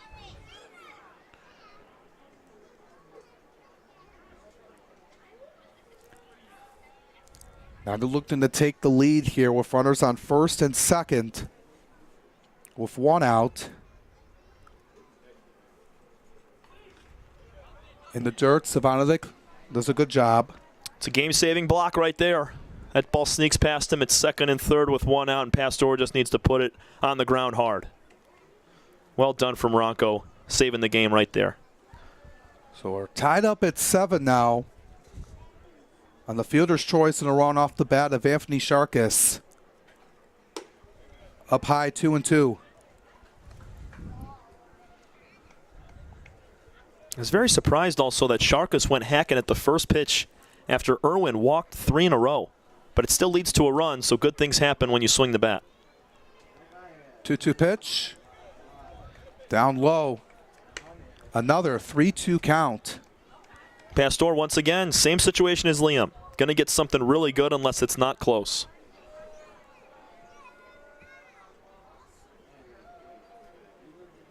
Pastor 0 for 3 here today. And he gets a free pass. 4 walks in this 9th inning for Brett Irwin. And now the Mammoths are 90 feet away from taking the lead with one of their best hitters at the plate. He had a home run in the 2nd inning. Had a single in the 4th. 2 RBI day for him.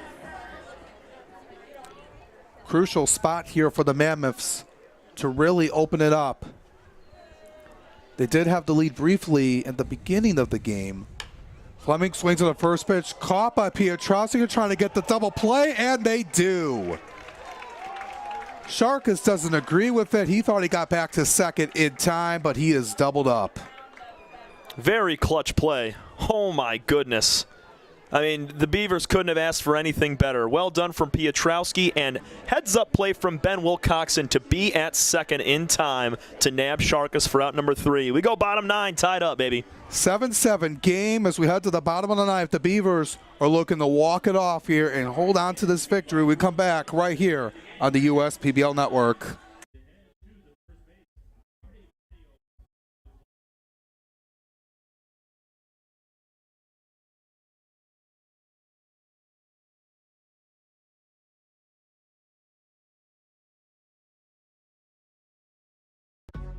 With a transforming world, we can see how drastically the world is heading towards automation.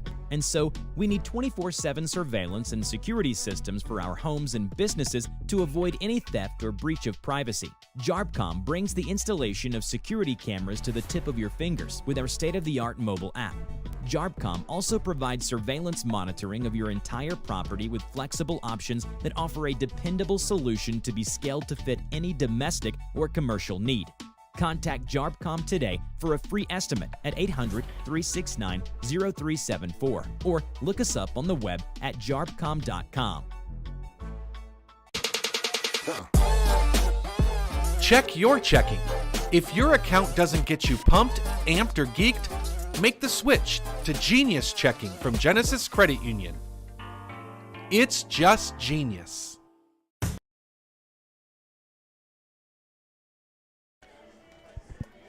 We're off to the bottom of the 9th. The Mammoths have tied it up at 7.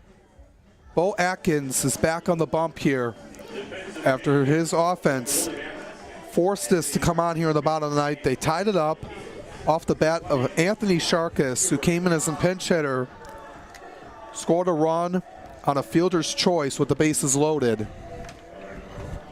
Well, that could have been a lot worse for the Beavers. Could have been a lot worse. Inning was fizzled out with a line drive double play off the bat of Drew Fleming. He has moved over to first base. Anthony Sharkis is now in left field. Garbasic stays at third. Dunn Jr. behind the dish. Everybody else, Seltzer, Troy Williams, Nelson, Pastor, and Cedeno, all the same.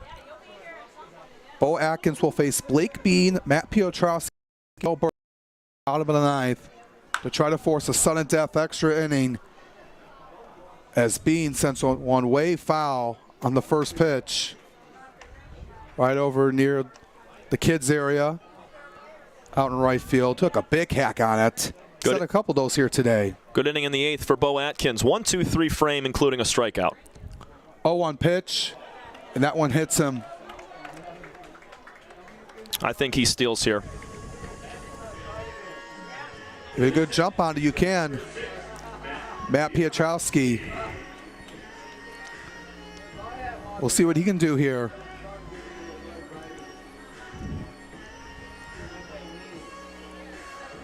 The Beavers fortunate in this situation. This game is tied. You see Michael Esposito running into the bullpen. There's somebody else warming up there as well. Oh, he was just checking over somebody there. Foul off the bat of Piotrowski. Yeah, no walkie-talkies out there in the bullpen here at the USPBL, so they got to do sometimes a little rundown check. It's Aaron Evers getting warm in the bullpen. Just in case Atkins is in a little bit of some trouble, he does have a runner on and nobody out. Bean stays at first.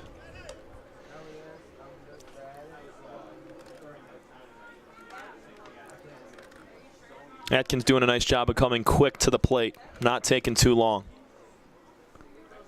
He realizes the situation. 1-1 pitch, outside, low, 2-1. When a pitcher is very quick, he doesn't have a high leg kick and comes close to home, or comes home, makes it a lot harder for a runner at first base to try to steal second. We could put that up there at the sudden death graphic if we get to that point. 2-1 pitch, Piotrowski drops one down on the left. 2 runners on, nobody out for the Beavers. Good piece of hitting by Piotrowski, his third hit on the day. What a day for Matt. Struck out his last 2 times after going deep his first 2 plate appearances, and gets back in the swing of things with a base hit to left field. Now here's a chance for Joe Burke, and kind of a similar situation as Fox Liam was in last half inning. Liam had first and second, nobody out. He did not bunt for a sacrifice, ended up walking, and now Burke has that same sort of choice. Burke swings at the pitch. This one out into left, not deep enough though, as Anthony Sharkis retires him on the first pitch. Burke knows he just missed it.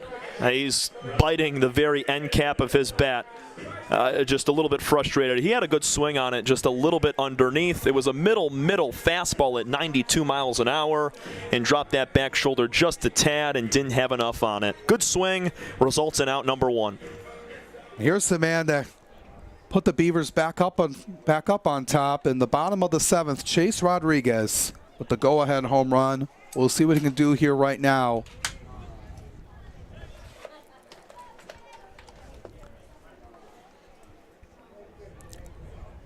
He's had himself a good day, 2 for 4 on the afternoon. Trying to come through here in the clutch. Just need to find one through any of the gaps, any of the openings, but he's down 1-1.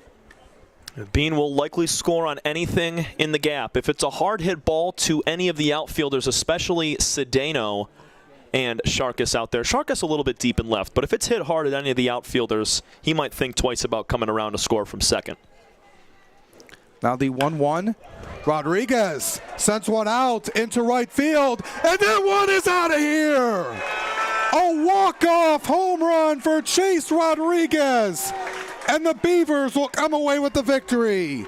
10-7. The second home run of the day for Chase Rodriguez, and he is the hero for the Beavers here today. The newcomer comes through in 2 of the biggest spots The Mammoths tie the game up in the 7th. Looked like it was going to be a deadlock battle. Rodriguez gives them the lead. Then in the 9th, Mammoths tie it up again at 7, and Rodriguez says, hey, boys, I got this. 3-run nuke to right field, second of the game, and he's your MVP. A big win and a huge bounce back from Friday where the Beavers were only able to score 1 run. They put up 9 more and throw a 10 spot on the Mammoths, who have an incredible pitching staff. And hitting a 3-run shot off Bo Atkins, tough to do. Very tough to do. And Chase Rodriguez is your start today as the Beavers improve to 8-18. The Mammoths falling to 14-9. What a game here today, Tom. A lot of home run power here today. Chase Rodriguez had the go-ahead home run in the 7th and the 3 RBIs on that walk-off homer. Let's take a look at it one more time here, Tom. Alex, we were talking at the break. I said, hey, if the Beavers are going to win this game, it's going to be a home run, or else we're going to extra innings. And boy, did Chase Rodriguez deliver. You see Bo Atkins there, an extra pause. Set up on the outside with Stefanovic. Or excuse me, the catcher Dunn. That pitch misses the spot, inside corner, and a big fly to right. Wow, that is the 5th home run of this game by a Beaver. I can't believe they hit this many home runs, having only 12 through 25 games. What an offensive light show, man. Yeah, we also had 2 on the Mammoths as well, so it was just a huge parade. 7 home runs of the day. The fans enjoyed it here today. What a great game to cap off a great weekend here in the USPBL. 10-7 win for the Beavers here today over the Mammoths. Any final thoughts here, Tom, before we wrap it up? Alex, I had a great weekend, man. We saw some great baseball, some low-scoring games, some high-scoring games, a few that were not close, a few that were very close, and I'm so excited to be back here for the last couple of weeks, the final stretch of the USPBL season before we delve into playoffs in August. But great game today. Loved what I saw from the Birmingham Bloomfield Beavers, and boy, am I just really happy to see that their team has really come together after the first month of the season where they struggled. Yeah, it's been really good to see for the Beavers, and they looking to continue on here the rest of the way. The Mammoths look to respond in this after a tough loss for them after a really strong outing over the last few days. That's going to do it for us here this afternoon on the Sunday Fun Day. Our final score, the Birmingham Bloomfield Beavers 10 and the Westside Woolly Mammoths 7. Chase Rodriguez is the hero here today with a 3-run walk-off homer to send the Beavers home happy with a victory here today. On behalf of everyone here on the USPBL Network, on behalf of my partner Tom Cavanaugh, I'm Alex Johnson. Thank you for tuning in to this exciting game here today on the USPBL Network. And we will see you next time on Thursday evening between the Westside Woolly Mammoths and the Utica Unicorns on Irish American Heritage Night right here on the USPBL Network. Have a good night, everyone. We'll see you back on Thursday.